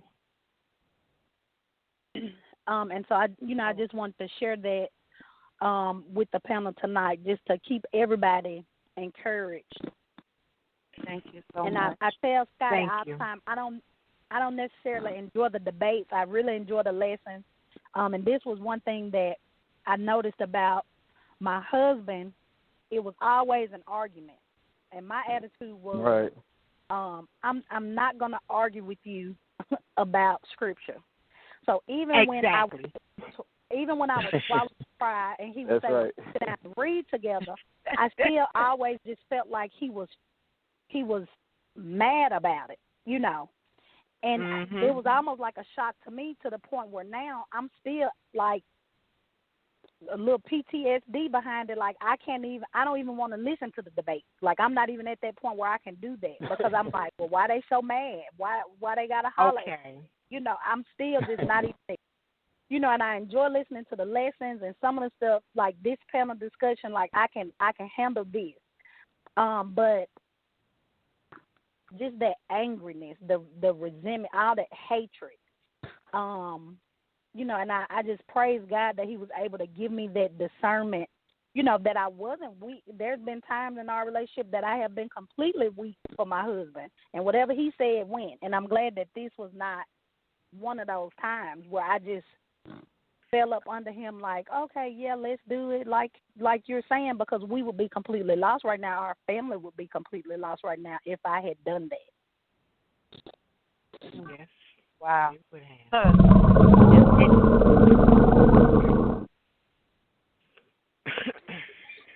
Oh, yeah, we definitely keeping it real tonight on Debate Talk Radio, no doubt. Unequally yoked, victims of the one restorations. Again, that number is 319-527-6239. Scotty, I heard you wanted to say something. You wanted to add on to that? Go ahead, Scott. I just wanted to thank my wife because, like she said, every time, babe, I'm listening to debate talk for you, baby. Oh, what they debate? I was like, nah, just call in, please. Because this was 2 years ago. Like I said, we probably been divorced. So I've said this the class right here you need to listen to. This is us they talking about tonight, baby. So that's all I wanted. That's all I wanted to say. And Scotty, tell your wife thank you. She's listening. You're welcome. Thank y'all. Oh, okay. See there. Well, thank you so much. And I'm so happy that your husband Scotty was turned around. I am so happy. I almost was in there, Miss Mary. I almost was a part of that group. But like I said, just not getting there. Right, and like I hate that you're going through this, man. And I didn't get. We know what the. Go ahead. But you know what though, guys, and I told Sister Cherry this. As long as I was what I call weak, especially after that shocker there, I need you to move out, especially that. I mean, because the home that we're talking about, this is not a home that, let's just say, some people say, well, if he already had the house and y'all got together, it's his house. Okay, all of that is neither here nor there. That house became our home. We built it together. We, fixed it up together. Right. The grandbabies started coming together right there in that house. The kids finished growing up right there in that house. We turned that shell, and that's what it was when we got it. The cabinets in it, we put them there. Only thing we didn't put in there was the fireplace. Okay? The sinks in the bathrooms, and there was 3 of them. We put them there. So this was like, we're married, and then the next year, no, it was 5 years later. 5 years later, I believe it was, 4 or 5 years later, we found something, and us being married started the build, was the first bricks for the foundation. And then we got the home, and we build on our foundation. We build this home together. Hey, this is us. Everything's good. Everything remained good. The last time, guys, I seen my husband smile was June 15th, and I won't forget it. The reason I won't forget it is because I had just got paid, and I went to Sam's, and he was talking about a fan that was in somebody's house. And he was saying how that fan just cooled off the whole room, and I like the bedroom cold. So he was saying for me to get that. So I was in Walmart taking pictures of fans and sending them to him to make sure I was getting the right fan. I can remember it was June 15th of 2016, the last time I see my husband smile. Wow. Come November, when my husband told me, late October or early mid-November, when my husband told me that I needed to move out so that he could move some men in, guys, I would have handled that thing. This thing right here could have been handled so much differently. I would not be on this broadcast. I would have not talked to So Real. I would have never talked to G-Man. I would have never been in contact with Sister Cherry. None of this had my husband simply said that this was about another woman. Had he simply said this was another woman, hey, I'd have cut my losses and went on by my business. Simple as that.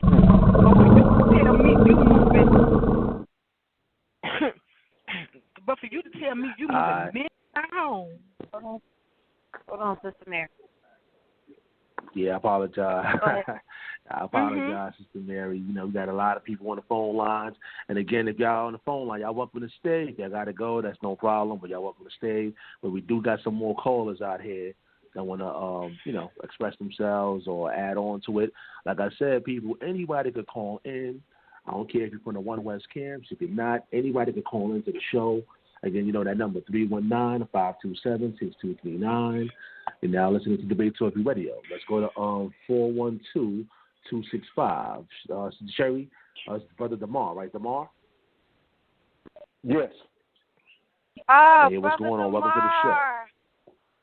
Peace, Hi. brother. Shalom. Peace to the panel. How's everybody? Brother. Praise God. How are you? I'm doing good, and salute to you, Brother Sal. You have been a very instrumental out here with Debate Talk for You. I heard you reaching all the way over into Korea, too, bro. Praises to the Father. Yeah, You're very instrumental out here, brother. If we lose you, we're going to be hurt. I'm telling you that now. We done got comfortable. We appreciate you, man. Yeah, we appreciate you, man. Sherry, go ahead. I only want to ask him some questions today. You're going to ask your questions. I ain't got long, but let me do this real quick, Cherry, if you don't mind. First and foremost, I want to be clear. Okay, first and foremost, let's be clear, right? I come out of I.U.I.C, all right? This is not, for me personally, it's not a slander campaign. Absolutely not. Now, don't get me wrong. I appreciate the Most High using them as a vessel, okay, upon me receiving my portion of 1 John 2:27, because once you've received the anointment, you no longer need men.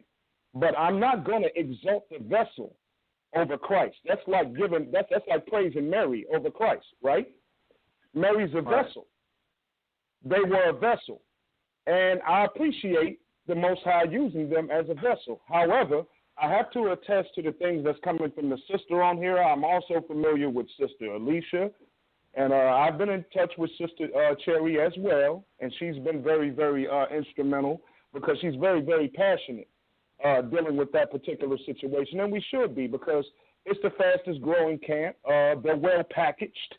The videography is A1, 100% industry standard, and me personally, I can tell you, image is everything. I was drawn in by the videos and the music and the togetherness, the unified look of how the men look together with the beards and strong in the music, and they were clean and nice garments. So I can also attest to those things being a big part of the bait. However, once you get on the inside, the thing that the sister is talking about as far as it being a misogynistic environment, that is very, very true, as well as a lot of things that I came to find out were it was basically people have found an alternative lifestyle in I.U.I.C. You got people that want to be rappers. You got people that want notoriety. You got a lot of people there, and these things are not consistent with them wanting to get to know Christ. It's basically being able to win the favor over men. This is where the men pleasing comes in at, because a lot of these guys ain't even got Christ on their mind because it becomes a show for men, okay? And I was, me personally, the thing that I had a problem with was, the protocol of things. Because, I mean, the one thing that could cause a marriage to be destroyed is, they need that, when you're coming in there, they need you to believe that every piece of time that you got has to be donated to studying and congregating, and they'll pull these scriptures, to basically make you feel like, that they'll say like, well, if you love, you can't love your wife, or your family more than you love Christ. If that's the case, you ain't worthy. So, brother, you got to be the first one up and the last one sleep. So now you got brothers coming in the house late, and they're telling their wives, I got zeal, and, I'm just going to be here a little bit longer, and they're coming home later and later. Now, this here has sponsored a problem in their marriage. And God forbid, the last thing you want to do is go to them for your marriage, because now you're going to be a topic of a class in front of everybody. And they're going to generalize it to the point that everybody's going to know who they're talking about. That's a good point. Wow. And I can tell you this here. I didn't realize I was a part of a cult till I came out of it, because it is mind control. And I didn't really get what happened with me was in the beginning, and I have to apologize for everybody that is listening that once was a part of I.U.I.C, that got excommunicated on Facebook and all those type of things, because guess what? When I was under my hypnotism, I was one of those people that will go to bat for the elders. You know, you get your shirt, you feel like you'll die for them, okay? You know, you'll go to bat for the elders. You'll be on those threads like, come on, man, this, that, and the third. Y'all just hating, and, you know, you only get, you know, why is it y'all only get 1,000 views when I.U.I.C's name is on the brand? And, you know, I was one of those people doing that. When somebody got excommunicated, I was one of those people because I felt like I need to follow the norm of what other men were doing. And I thought it was right. I never even questioned it. So I have to apologize for those people that I treated a particular way that wasn't according to how Christ moved by me following what other men were doing, which are the things that they make okay in there. Because the last thing that I ever hear is a prayer being sent up for a brother that falls out of I.U.I.C or whatever he goes through, to the point that either he chooses to leave or whatever the differences is. It turns into an excommunication and slander campaign instead. And I'm going to tell you one of the biggest things that upset me is when Marcus went through his situation, okay, and he came out and he shared his situation. I was there, you know, when Marcus left. When he came out and shared his situation, don't you know they made fun of the part where Marcus said that, you know, because everybody that's there, they're familiar with this here. You close the door on your family, they become your family. When you get into a subordination or a certain type of problem with them, you get excommunicated, now you left home alone. Okay? So Marcus stated in his video that, you know, yeah, he had thoughts of suicide. Don't you know that they made jokes about that when they did a class on him? I said, so where is Christ at in all this here? What kind of people act like that? And I have to advocate for the people on the panel, because everybody seems to think that when somebody comes out of I.U.I.C and they choose to stand up and blow a whistle, that they're upset because it was something that they didn't want to go through with, or this brother or this sister was wicked and rebellious, and you know how the so-called Negro is, they don't like order. That is absolutely incorrect. There's a lot of things that are wrong and out of order, and a lot of secrets in there that I can go in on, but that I choose not to do at this particular time. We'll have to do that at another different time. But I was there for 2 years myself personally, and I can tell you this here. They have a lot of things in common, and there's a lot of camps that are different than others. This is how I can understand how the one sister's husband went into a camp and became an alcoholic in 60 days, because I know of that. The first time I ever congregated with that camp, you know, I'm thinking that, you know, Christ is all about wine. I hear wine around Christ, and, you know, class is over, and I'm seeing brothers walking around with a bottle of Hennessy in their back pocket, a pint. I'm like, what the hell's going on here? Strong drinks. You know, so I'm just here to advocate for the panel to say that a lot of the things that you are hearing, they are right and exact. You know, different people have passionate ways on how they express the things that they went through in there. But I know I was told a lot of times, you know, don't give your wife no break, man. You know, this, that, and the third. Don't give her no break, and, you know, you give them a little bit of wiggle room. They'll do this, they'll do that. But see, what I used to do with that was I used to brush that under him. I used to say to myself, no matter what he said, I'm not treating my wife like that, man. I don't care what you're telling me. I'm not doing it. Okay? And I stayed there. But we have to come out and speak, because believe it or not, most of the people that can identify with the things that are being brought out, guess what? They're still in there. Because guess what? I used to talk to more than 40 of them from different camps, and they're still there, and they're uneasy, and they don't want to leave because the discomfort, and I'm going to tell you, there is something that comes with you not being there anymore, but it comes with the mind control. Because when you don't know the scriptures, there are scriptures that are used to scare you into things. This is how you can get a man crying and begging, can he come back and congregate? So I just want to advocate for those for the people that are here and tell you to stay strong. And for the people that are listening, I apologize to you people who were excommunicated that I said the things that everybody else say, and y'all know because they all say it. It's a punchline. Everybody uses it when a person's being excommunicated. The leaven's being shaken out, and for every one we lose, we get 10 more coming in. They're very high-minded and cocky inside of that organization. So if we're talking about I.U.I.C right now, their guess is our ratings is low. and it has nothing to do with nothing that they're doing wrong. Everything that we're saying is fabricated. Now, I'm not saying no camp is perfect, but for you to make the standard and put yourself in a position to stand out like the Most High is dealing with this particular camp, and this is why the progress and the garments and the things that we have are more abundant than others, is a complete and total lie, man.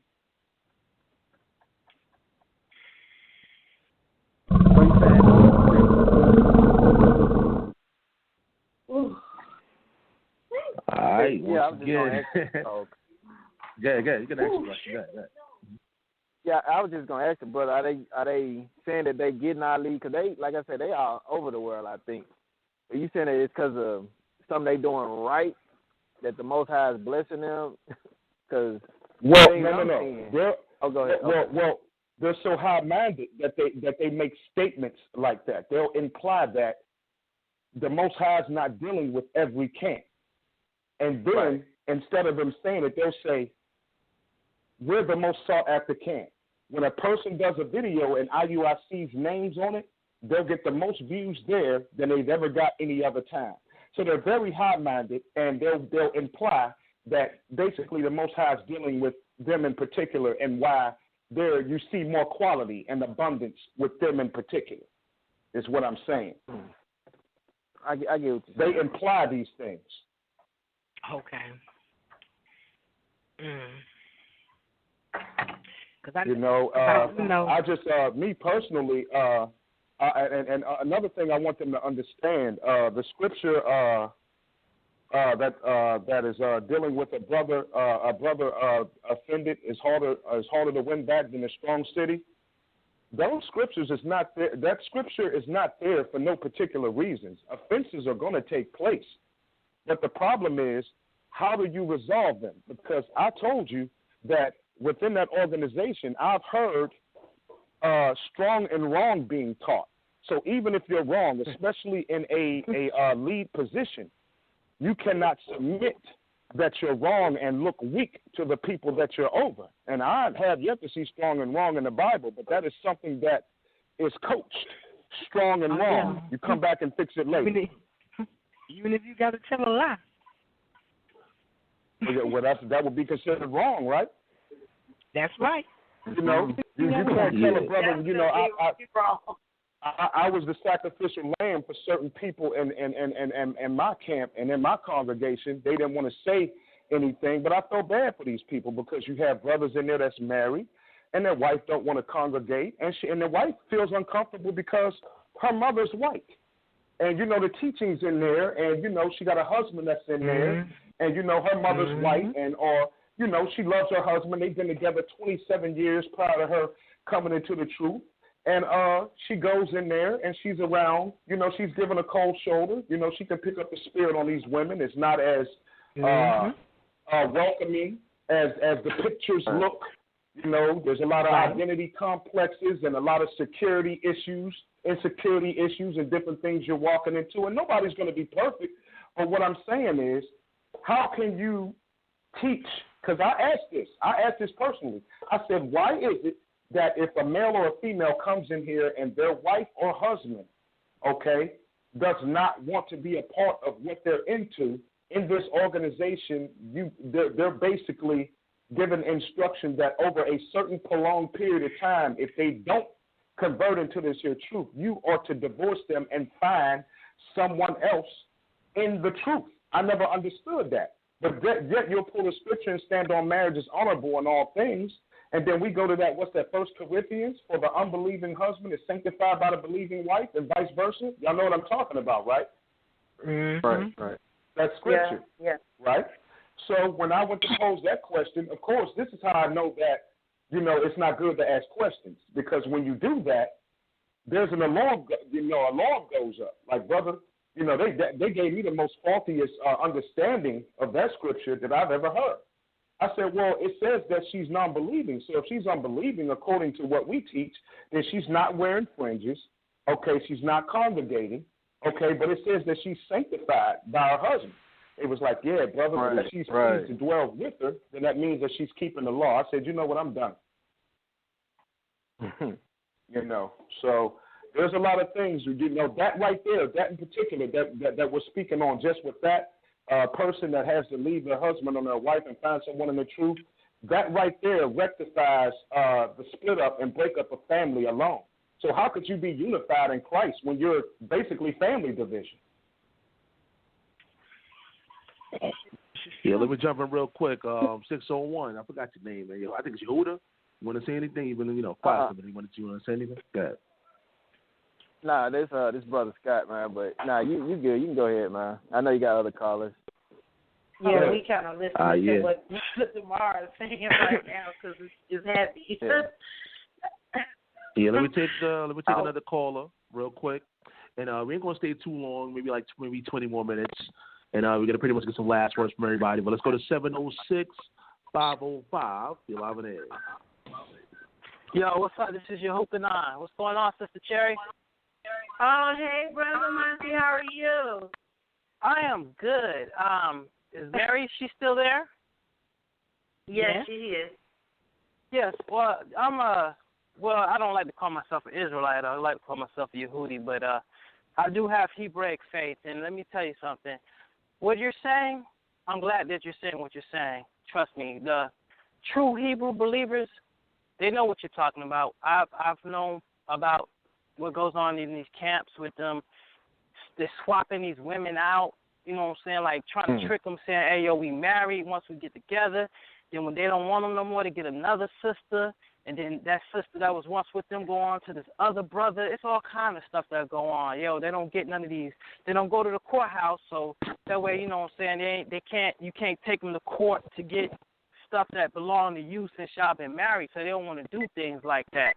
So, you know what I'm saying, I'm sorry that you went through what you went through, but true Hebraic believers, they are not mad with you. You know what I'm saying? We cannot, and I repeat, I cannot stand the ISP, whatever the CPT, KK, whoever they is. All the One West people, we cannot stand them because they have been a stumbling block to true Hebraic faith. Wow. So we do not care about them. So keep doing what you're doing and keep testimony. Thank you. I no doubt, man. We appreciate your call. And by the way, speaking of Brother Josh, he's going to be here tomorrow, y'all. He's going to be here tomorrow. Okay. We got a class set up for tomorrow. Let me see. The title of that class is Untold Truth About the Police. Cop Conspiracy Smear Campaign. All right, taking a different direction. Untold Truth About the Police, Cop Conspiracy Smear Campaign. We're going to have Brother Josh here with Mr. DeAndre tomorrow, so that's going to be at 8 p.m. Eastern Time. Make sure you check that out. All right, like I said, the phone line is open, y'all. Yeah, y'all want to call in? You know, if you don't want to call in, then we pretty much get some last words from our special guest, everybody that's on the panel right now. But again, if anybody out there, we have a lot of people on the phone lines listening to the show. If you want to address anything, just press number 1, and then we'll add you in the conversation. You can type in your questions via email at debatetalkforyou@gmail.com. Or the chat room is open. Of course, let me check the chat room real quick. Yeah, I don't see any questions in the chat room. All right, so you know what? Let's do this. Let's get some last words. Oh, hold up. Somebody press number 1. Let's go to the phone lines. Let's go to 717-421. Live in the air.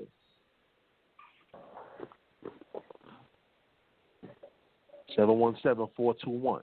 Hello. Are you there? Yes. Yeah. What's up? What's going on? Yeah, I am. Hi, Sister Cherry. Hi, Sister Mary. Oh, hi, Sister Michelle. Hi, how are you? Good, baby. You know, I'm one of the wives from the I.U.I.C. And I'm going through the same situation that Sister Mary going through, similar to it. It's been a tough, long road in the last year with my husband. I want to say, since last year of August, my husband's been watching the I.U.I.C. on his phone, and then he went and got the shirts made, regular T-shirts made with the fringes, He started watching him, asking what was going on, and he kept telling me that he's in the truth. And back in December the 31st, we went to the camp out of Atlanta, Georgia, and he wanted me to go to the congregation. And this is my experience with this congregation, with I.U.I.C. It was like around 2 o'clock. They start their congregation in Atlanta, Georgia. He told me that my husband told me I had to wrap my head and put a dress on. So I did that. So we drove up to Atlanta, and when I got out of the car, their building is like in a complex, and they had purple curtains in the windows. So my husband walked to the door, and I was behind him, and we both walked in, and they were like pushing us in real fast, like, you know, they didn't want nobody to see what was going on in the inside of the building. When we got in, he told them that I was his wife, and they said, all right, well, they searched him with one of them wands, and then they told him to go sit down, and then they told me, they gave me a piece of paper, and they wanted me to fill out a piece of paper with my name, my address, what nationality I am, how to hear from them. And then they asked me for my driver's license. And I'm like, what is going on here? So then my husband was far away from me. So I gave him my driver's license, and he said, well, there's one of the sisters that's going to come in, and they're going to search you. And so in about 20 minutes later, they told me to sit to the left side. The men sit to the right side. I had to sit to the left. When the sisters came in, she told me to come up to the front. And when I came up to the front, he said, I'm going to have to search you. And I'm like, yeah, I'm saying, okay. Yeah, I'm hearing some children in the background. Let's mute your phones, guys. If you got any noise in the background, let's mute your phones. But go ahead. Okay, the sister told me that she had to search me. So I took my pocketbook, and I laid it on the table, and she went through my whole pocketbook, searched everything. And then she said, well, I'm going to have to body search you. So, okay, well, I was like, well, I guess I have to do it because, you know, I wanted to stay there. The kids kept telling me, Mom, go. You know, my oldest kids told me, go see what's going on with this camp. You know, so anyways, she told me how she had to search me. Well, I put my arms out, and she took one of them wands, and she went up down my legs, around my head, you know, around my ankles and stuff, and she didn't find nothing. Well, then she told me, well, I'm going to have to, she put her gloves on, and she said, well, I'm going to have to hand search you. Well, I'm standing there. Men are on the right side, women on the left side. I had no privacy at all. She said, so she started searching my hands, my arms, and then she took her hands underneath my breast. And then she searched her hands underneath my breast. She took her hands down my legs, each leg, each ankle, made me take off my shoes. And then she said, I'm going to have to go in between your private area and search you. Yeah. And I'm like, what? Mm-hmm. And I didn't say anything because I wanted to stay there to see what this camp was all about because, I hear things about it. So, I'm like, well, I let her do it, right? And then she said, well, I'm going to have to turn you around. And then when she was going to the back side, she did my back, my arms, my back, and then my legs. And then she said, I'm going to have to put my hands in your body to make sure you don't have nothing in there. What is this lady looking for? Right. What are they looking for? Yeah, so then she got done with me. she got done with me, and she said, well, you can go over and sit down. She gave me all my stuff out of my pocketbook. All my stuff was back in my pocketbook. She sent me to the left-hand side, and she said, well, stay there because the sisters are going to come in here in about 10 minutes, and then, and they're going to come over and sit by you. Well, but by that time, about a couple minutes later, she sent me to the front, all the way to the front against the wall on the left-hand side of the building. Well, and then about 10 minutes later, they were starting to fill up with people coming in, and the guys in the back, I kept watching the door, and they kept peeping out the window. Like, I don't know who they were looking for. They just kept peeping out like they were, like, paranoid or something. And I was like, wow, what's going on? And then about maybe 5-10 more minutes later after that, all the guys came in from off the street, to come in. The deacons come in and all that. And she came back to me. One of the sisters came back to me in the corner, and she said, sister, you're going to have to stand up. And I'm like, okay. Well, I stood up, and she said, well, you're going to have to bow to the deacons to Most High. And I'm like, what? They're not the Most High. Most High is, and I just, I'm like, wow, this is crazy. So then I'm just standing there, didn't know, I'm kind of like nervous, I'm shaking, So I said, well, I guess I have to do it. I have to stay here. I want to stay here to see what was going on. So anyway, after that was done, I didn't bow. I just kind of like put my head down. And then after they went and sat, and then they all came in, the deacons come in, and they were sitting at the table up in the front. And I was already in my seat. And when they came in, the 4 brothers were up in the front talking. And the one brother said, to the one head man, I don't know what his name is, he said, who's that woman over there? And I can hear him because I'm real close. And they kept staring at me, and they kept staring at me, and they kept staring at me, and they kept talking, and then they got on their phones, and they were texting. I don't know who they were texting, maybe Nathaniel or one of the head guys from New York, whatever. And finally the head guy said, whose wife is that? And the other guy said, well, it's the brother over there against the wall sitting on the right-hand side. And I was sitting there, and they called my husband up to the front. And one of the brothers, or deacons, asked him if he knew me. And he said, yeah, that's my wife.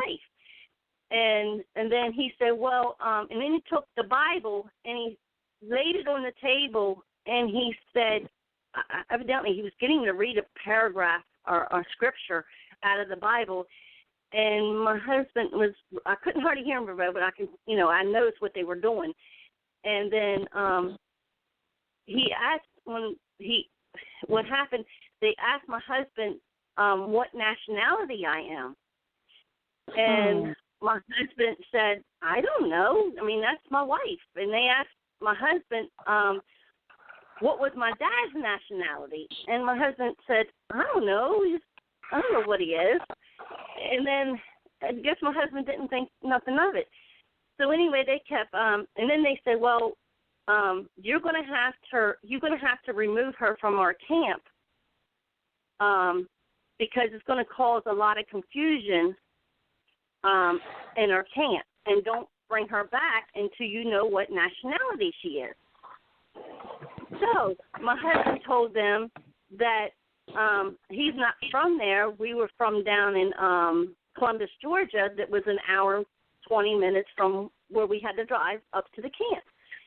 Well, the guy said, well, I don't know, it's going to cause problems in here. And then he said, well, you know the truth, and you're going to have to divorce her if she's not one of our 12 tribes. Wow. So my husband didn't say nothing, and then finally he went back down. He went to go sit back down, and when he sat back down, he kept watching them staring at me and talking about me and stuff. So he said, So he came back around the front, and he told me to come on and leave. And when I got up, I was walking out the door, and one of the sisters asked me, where are you going, sister? And I'm like, I just shook my shoulders, and I'm like, I don't know. And I went out the door, and I told my husband, you know, this was wrong, how they treated me in this camp, you know.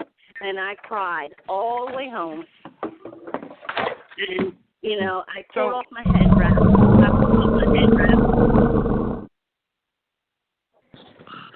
Yeah, I'm hearing some background noise. I don't know where it's coming from. I'm hearing some background noises. Just mute your phone if anything. Mute your phones. But you can go ahead. Yeah, we hear you. Okay. Yeah. Well, let me interject. I've been working with both of these sisters, Sister Mary and Sister Michelle. I've been working with her tirelessly since January, and this is one of the other stories that is out there. And it gets worse. I do have another brother that I have been working with, along with Brother Demar, that you heard earlier. I've been working with him, but I am dealing with another brother whose fiance literally left him and their brand new baby. She left the baby in the hospital and left to go with the I.U.I.C. So complete abandonment. So, like, literally, these people have no boundaries. I.U.I.C. knows no boundaries for some odd reasons, but they said that they are righteous men. Like this sister here who just told you, she was literally, you might as well say, assaulted in the way that she was searched. Where is the biblical principle in that? You know, Sister Mary's story, Brother Demar's story. I mean, if we went through all of the stories now, we'd be here all night, probably all the way until whatever time. I couldn't even give you an ending time. So literally, they are affecting and literally dividing families. You know, based off on nationality, based off on if you don't believe it the way they believe, and even if you are a Hebraic woman who pronounces herself to be an Israelite woman, or a man that says he's an Israelite man, you're not exempt. As you can clearly see, it's not even about so much as nationality. It's basically their words. Do you believe their interpretation of the scriptures? And if you don't, then everybody is apostate. Everybody is wrong. It doesn't even matter whether you say you're an Israelite or you're a Christian or whatever the case may be. It's all about them. Like Brother Demar brought out, man please. You know, so these are a few examples.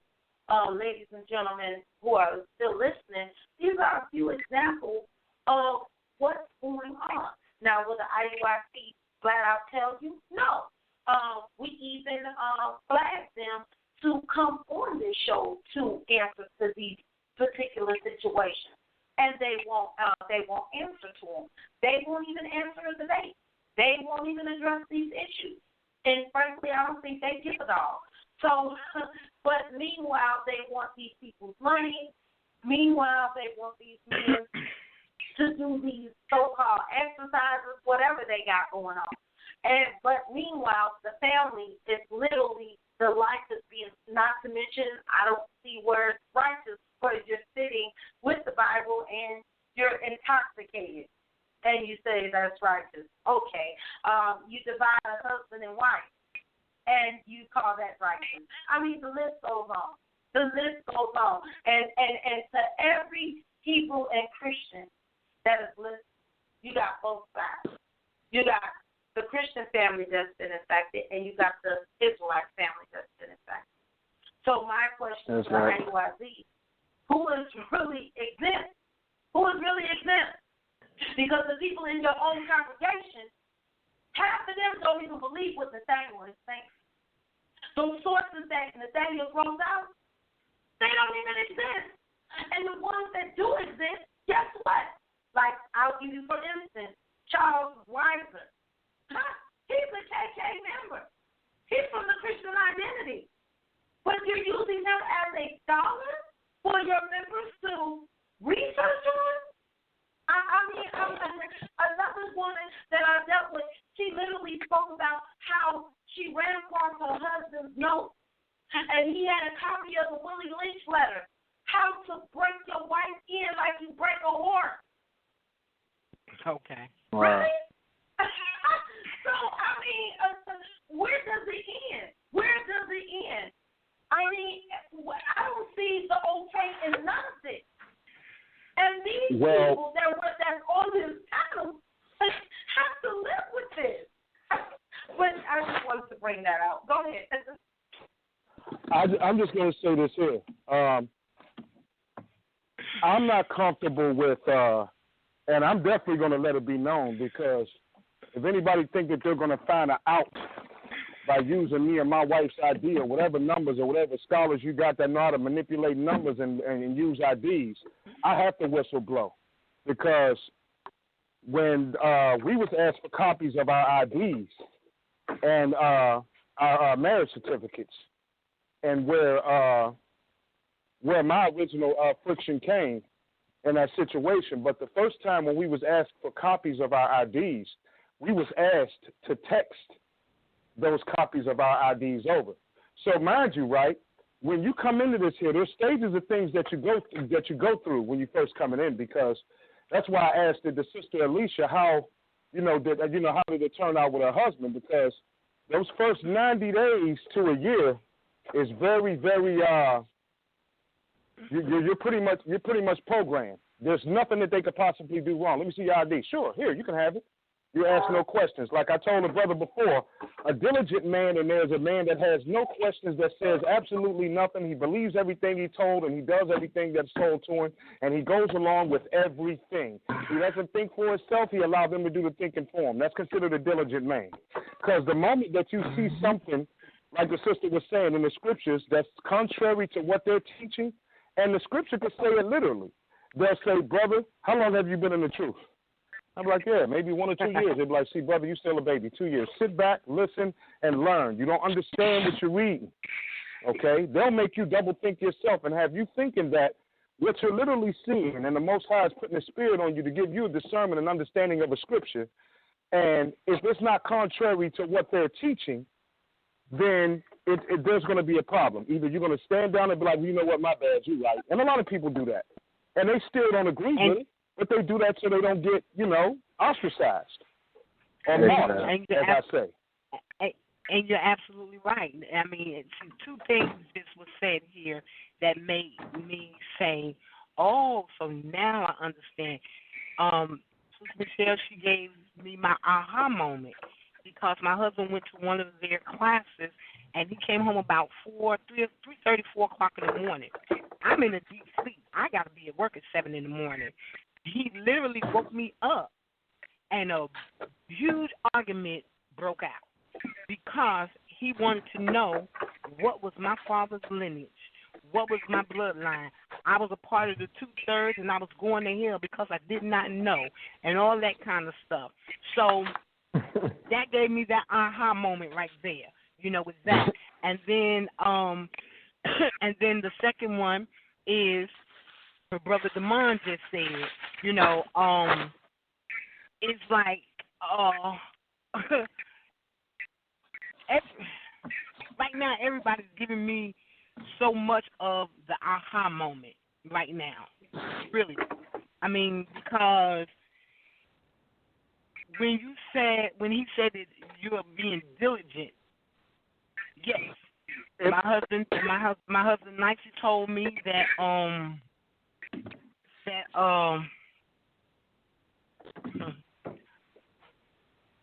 that man told me that, and this is after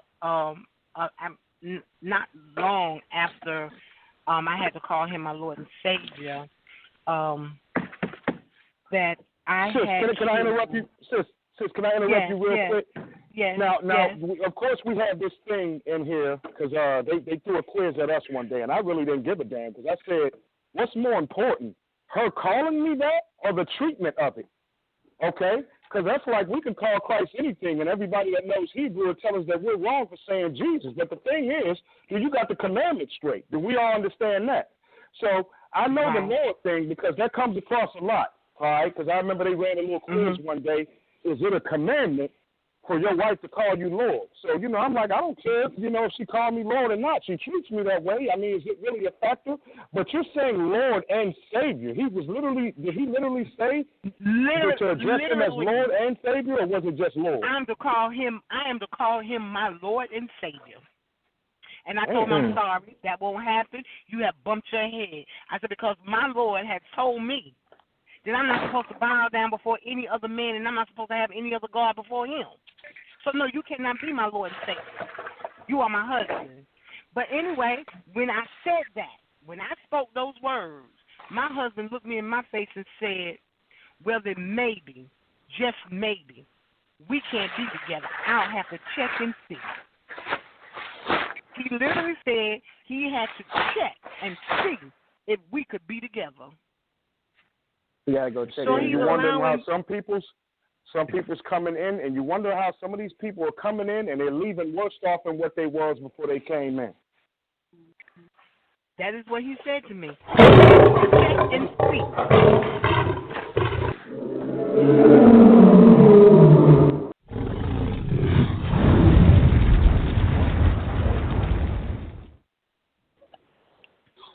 All right, y'all. The show is in the archives now.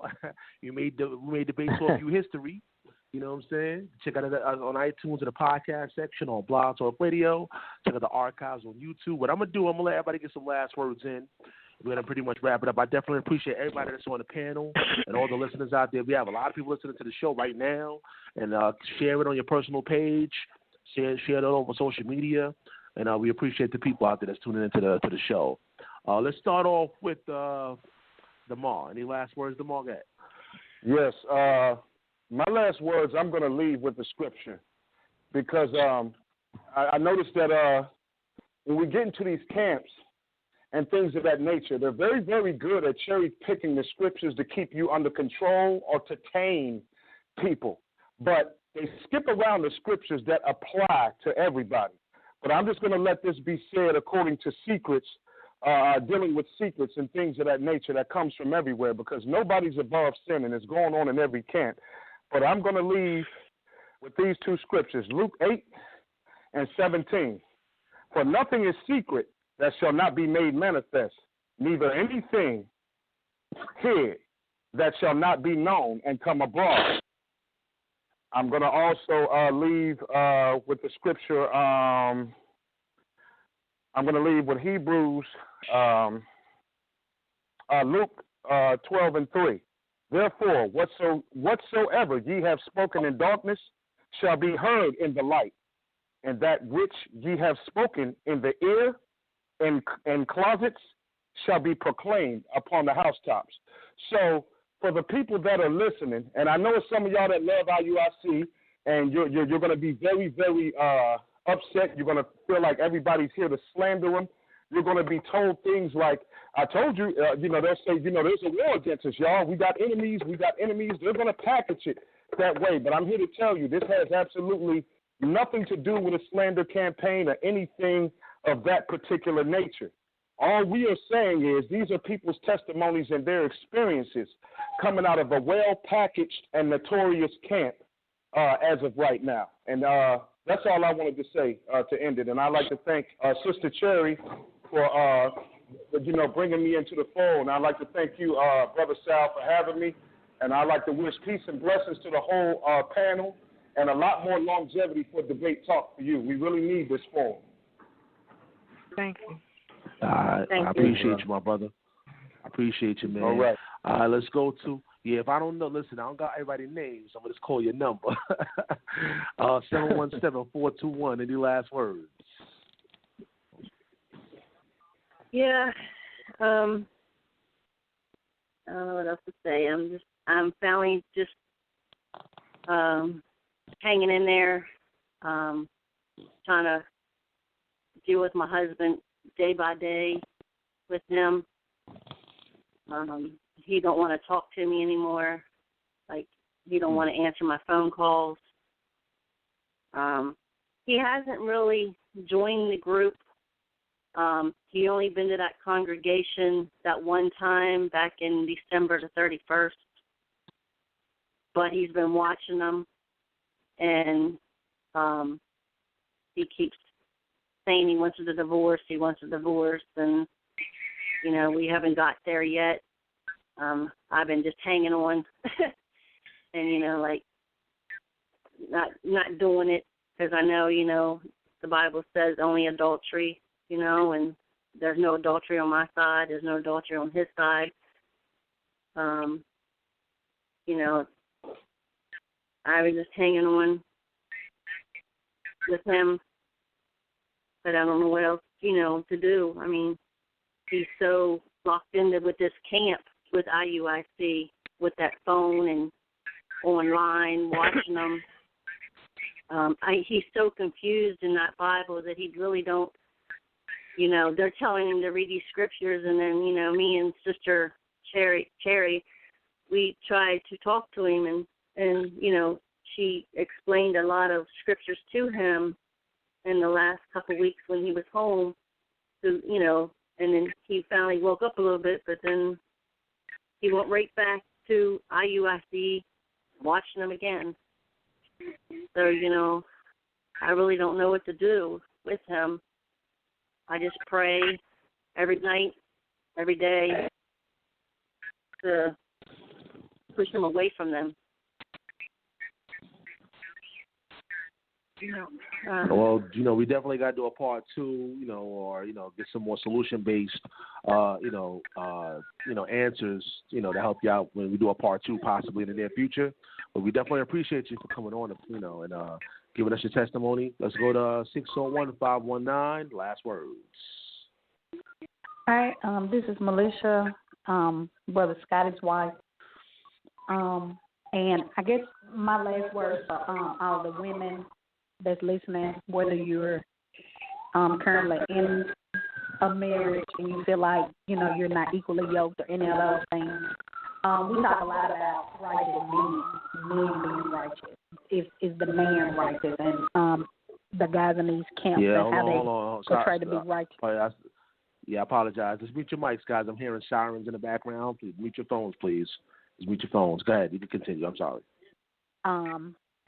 Righteous men, but I just want to encourage the women out there to find strength and find encouragement in the women that you study about in the Bible. All through the Bible, God used women. God used women to help His plan, to help His purpose, to help things move along like they need to move along. And so even in your life, just know that you could be that woman in your husband's life that God is trying to use to get him to the point or to the place that he needs to be. Just like last night when we were studying in Exodus, and God had called Moses, and he had came to kill Moses because his sons were not circumcised. Moses didn't circumcise those sons. His wife circumcised those sons so that they could be saved. And so I think that you can find some power in that. And you don't have to just give up because, you know, we serve a God that will bring these men out. And at the end of the day, and I tell Scotty all the time, you know Scripture. And even though where you started at is not where God intended for you to be, one thing that you did learn was you learned the word and you know it. And nobody can take that away from you. And so now we're at a place where we can prayerfully continue to use that word for good, to bring other people into faith and into belief. And so I just kind of wanted to share that. And again, thank you all. Thank you, Brother Sal, for this particular forum, Sister Cherry, maybe you can just kind of take that nugget and kind of grow on it, kind of get with Sal, and maybe do a woman empowerment class with or something like that. I think that it's needed, you know, to shine the light on the women in the Bible, because they try to use the tradition of the Bible to say that the woman is less than and all these other kind of things, but scripture will prove for us that that's not the truth.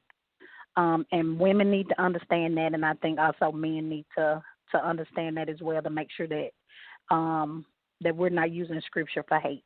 And I hope that everybody has a good evening. You too. Thank you. Yeah, we appreciate you for giving us the, you know, female perspective. You know, we appreciate you. And, of course, Scotty, you know, we got to go to Scotty right behind that. Any last words, brother? Right, man. I just thank my wife for coming on, you know, and, you know, I she basically summed up what I was going to say, so I was just going to lead these two verses from the good book. This is for I.U.I.C, you know. This is Matthew 23:15. Woe unto you, scribes and Pharisees, hypocrites, for you come past sea and land to make one proselyte, and when he is made, you make him twofold more a child of hell than yourselves. You know, that goes back into what the brother just said. You know, they come out, you know, they'll go in and they'll come out even worse than they were going in, you know. So, and this is for you, Sister Mary, you know. This is Ephesians 6 and, where is it? Oh, Ephesians 6:12, you know. It's, for we wrestle not against flesh and blood, but against principalities, against powers, against the rulers of the darkness of this world, against spiritual wickedness in high places. You know, I just want to leave you with that verse. And, you know, it's other people out here. You're not alone, you know. So maybe tonight will be some encouragement for you to go, you know, to continue on this road. And it's a tough road, you know. So I just pray that was helpful, you know. Thank you. All right. Yeah, we appreciate you, Scott. Appreciate you. Yeah. Oh, hold on. Let me bring it back in. What you said? Sorry about that. Go ahead, Scott. Go ahead. I was just gonna tell you thank you, you know, for, you know, letting me join the panel, man, and, you know, that's it, man. All right, like I said, man, we appreciate you, man, for calling in. Let's go to 267-592. Last words. Hey, shalom. This is Brother Ben Ayahu, and I just want to say to the Sister Mary and any other sisters that have been harmed by the doctrines that come out of these camps, I want to just tell y'all to keep your head up and, you know, keep your spirits up as well. If I can share one thing, I was once sharing a little story with my wife, and I don't like to mention what camp I was a part of. It wasn't I.U.I.C. The reason being is I don't like to shine light on whether positive or negative. But after I share the story, some people may know exactly who it is. And that's basically when I was with this particular camp, they had told me that in order to put my wife in her place, I need to use the B word, female dog, to her as an exclamation point. You know, if you have a question, and use the B word as a question mark, use it as a period, as an exclamation point. You know, this was, you know, their teaching. Well, this one particular brother at the camp said that to me. And lo and behold, maybe about a month after I told her that, there's a video posted of him teaching that exact same thing he said to me. And, you know, I think that's wrong. I think it's ignorant. I think a lot of people, see, I'm one who basically believes that it is important to learn the Hebrew. I learned both the Hebrew and the Aramaic. Looking forward to learning the Greek so that I could get a better understanding of what is written. And a lot of these brothers, like the brother said earlier, they cherry pick scriptures. A lot of the stuff that they put out as law is not law. It's just something that's just occurring at that point in time. You know, the language of the law is thou shalt not or thou shalt in the vernacular of the King James Version. But I just pray that everyone keeps their spirit up, keep that chin up, and, you know, keep pushing on, you know. And as the brother Yahushua said, you know, us true Hebrews have nothing against any Christians. We have nothing against Muslims. We're willing to sit down and not to debate, but to have peaceful conversation, a little peaceful discourse with anyone. I'm more than willing to sit down and talk with anybody about what I believe and why I believe, but I won't debate you over it. So with that, I want to say thanks, Saul. Thanks, panel. I have much love for you all. Peace and blessings. Peace and blessings. We appreciate you, my brother. Appreciate you for calling in. Let's go to Mary. Last words. Well, I'd like to thank everybody, first of all, for coming on the panel. You, Sal. I would like to thank everyone who called in, whether they agree, whether they disagree. I thank you all, and I do thank you so much for the words of encouragement. Well, just an update. Yesterday which was Wednesday, was my first day of divorce. We're in our, I think it's like a 30-day conference type thing, and that is to come to some common grounds. And as for my husband, our family attorney, he didn't even recognize him. He walked right by him, and he came to me and he said, "Did he show?" I said, "Yeah, he's right there." And the only way that he even knew who he was because of his work uniform. And he was like, "Wow, just such a dramatic change." So then he was hostile, just the way you see them on these videos, just the way you see them out here with the street preaching. That's how he was in court. So, we have assets that we have to, come to some common ground on. And, I didn't part my lips. I didn't say a word. I paid an attorney. That is my mouthpiece. That's it. I have nothing else to say. But my husband, on the other hand, he had a whole lot to say. And the only thing that he did by opening up his mouth to say anything was you made the judge angry. So now where he's supposed to be divorced, I was praying that it would have took place yesterday so that I could move on. But it didn't. So now he has to wait for 45 more days due to his mouth. That was due to his arrogance. That was due to him being ignorant, standing in a courtroom. It doesn't matter what color the judge may have been. But you just shine light all over you of how you are, how you're behaving, what you've become. And so I just wanted that little bit to be known. So this thing is for real, guys. This thing is so for real. It is not, it's not, nobody is less subject to it. Everybody's prone to this. I just don't even know what to say anymore. It's a sad, sad thing. But I know that there, like everyone said, there are more people out there. There are more victims out there. There are people that's inside and they want to come out, like Brother DeMond said, but they're afraid to. I recall one of my husband's friends telling him on the phone, "Man, you're so much stronger than this. You can walk away from this thing." And I recall my husband telling him, "I can't." And his friend had to ask him, "Why you feel that way?" Because if I leave, I'm surely going to die. So that leads me to believe you've been threatened. You've been what? Of course, we know that, of course, manipulation, fear tactics, and all that good stuff. I know all about that. So I know all of that is being used. But even if he's not with me, my husband has so many talents, and he's losing them. Because my husband would never let anybody work on his car, do anything on his car, because he works on cars. He can. But he's to the point where he can't even change his own brakes. He's allowing somebody else to change his brakes. And you paying them. That would have never occurred. So that old saying, if you don't use it, you lose it. But see, my husband's losing all of that. He's losing everything. So now it's got to decide on the house. What, she want the house? No, I don't want your house. I don't want your house. But he definitely has to buy me out.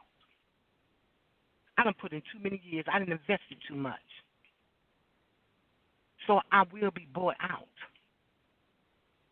But other than that, people, if you're going through this, if you got this situation going on and you can't fix it, and you need to talk to somebody, I suggest make some contacts. Get in touch with the Soldiers of God. Get in touch with Sister Cherry. For that matter, call Sal. Maybe Sal can get you connected with So Real or G-Man or somebody. But you got to talk about this thing, because the longer you hold it and you just try to live your life in silence, it's not going to work. You are going to become depressed. You're going to suffer anxiety. You're going to have major migraine headaches because you're allowing this tension to build in you. And once you allow all of this to build in you, I'm sorry, emotional, psychological, verbal, all of these abuses, including your economic abuse, all of that's going to lead to your physical abuse. All of that, your physical appearance. If he is not slapping you upside your head, which is another form of physical abuse, you suffering, and you got to release that. You will have to release that. You got things you need to say. You got pains you need to release. You need to say it. And Lord in heaven knows when your tears start rolling, don't hide them. Don't hide them. I don't hide mine. Because with your tears rolling, with your tears coming, everyone that falls, you healing. So let yourself heal. And if you got to get out, by any means, get out. Don't let this love for a man who don't love you and love nobody else but another man. Don't let the love that you have for a woman who don't love you, but she's loving another man. Don't let that hinder you, because while everybody's talking about a stumbling block, in my personal opinion, it may not mean nothing to nobody, but it means the world to me. These camps are just that. They are stumbling blocks. They are stumbling blocks for you. They're stumbling blocks for your children. They're stumbling blocks for their mothers. They're stumbling blocks for their fathers. They're stumbling blocks for their own. Even the ones that's right there in the camp with them, they are stumbling blocks for themselves as well. They just stumbling blocks all over the place. And without a strong foundation, nothing will last. Nothing will last. Ain't nothing going to last but the word of the Lord, and that is that. But if you need some help, seek your help. Seek it. Don't live with this pain. Don't live and suffer with this pain, because that's all it is. And as long as they can keep you emotionally bound, then they can always have you in the grips of their palms. Start making them open up their hands. Start make them release you. You have got to take you back. I know I do. I got to get me back. I'm sick and tired of the narcissistic behavior. I'm tired of that. I wasn't raised in that. My parents didn't raise me in a volatile home. I never heard my father cuss my mother out. If he did it in the privacy of their home while I was in a deep sleep. I never heard my mother cuss my father everything but a child of God. I never heard my father tell my mother, get my food or you better have. No, I never heard those things. So I'm not accustomed to that. And for the record, I am 50-plus years of age, and I never heard those type of things. I never had to grow up into that. So, no, that is just not the woman that I am. I can live my life every day drama-free. But this thing right here is not even drama anymore. This is just pure chaos. Pure chaos. And I'm pleading to you all that if you need help, if you want to leave, Brother Damon already told you, it won't, just like going in and they have to excommunicate everybody wasn't an easy task. That's not an easy role either, because you got to excommunicate everybody. So you can imagine what the journey going to be coming out. It's not going to be easy at all. But if you got somebody to talk to, somebody who understands where you coming from, somebody who don't mind not judging you and just lending an ear, a shoulder to cry on, even if it's me. Even if it's me. You get in touch with somebody. You get in touch with the soldiers of God. If Sister Cherry is busy, if she counseling somebody else, I will talk to you. I will hear you out. I will listen to what you got to say. Because, sweetheart, our journey may not be exactly the same. But, oh, honey, the walk is so similar. And the surroundings are so familiar. Sal, that's all I got to say. Everybody, thank you. Yeah, we appreciate you, Sister Mary, and we got to definitely get an email or something like that for people out there that want to reach out to you. I don't know if you have it at hand now, but you want to put an email out there, you can give it to me later. Yeah, okay, got it. My email is my first name, Mary, B as in boy, 469.mb@gmail.com. All right, there we go. There you have it. Of course, I'm put it in the description box too.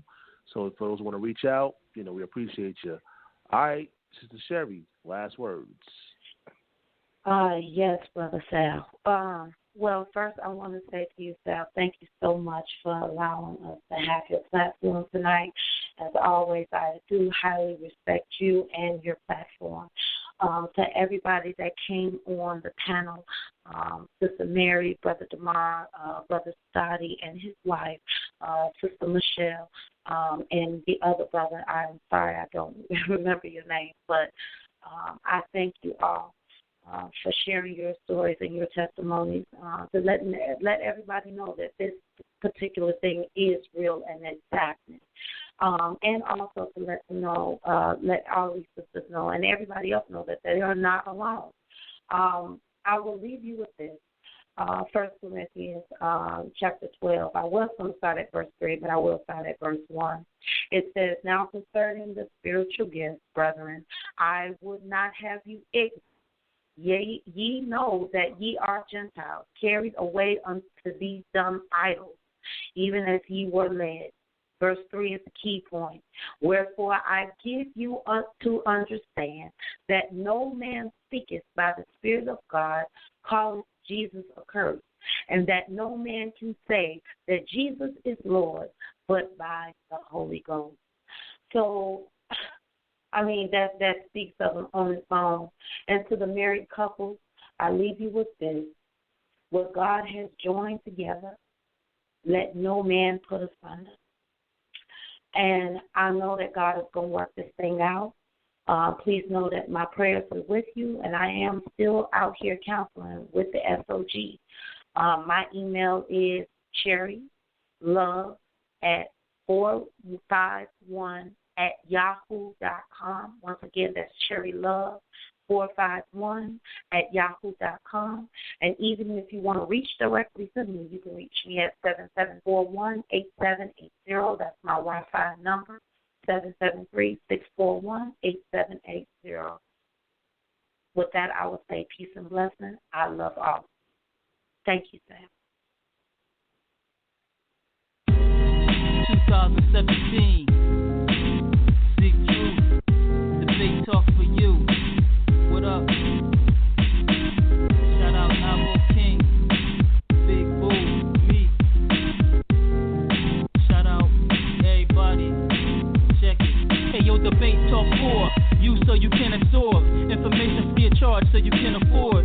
Get poppin', live off the greatest doctrine. Sip the juice, know the ledge like the great Rakim. On a mission, not a small time thing. Defense biblical, offense got the haters watching. Hands are skill, footwork is ill. Get in the den, see if you can stand for real. If you rep Kim and Cool, yo, I rep Israel. If you Torah based only or new as well, welcome to listen. Style always fair decision. Two sides come together to compare what's written. Seeking the while you eating your snack. Music in my bones, DNA, C-double-E and K. Little something for the showtime, we can play. One love, one love.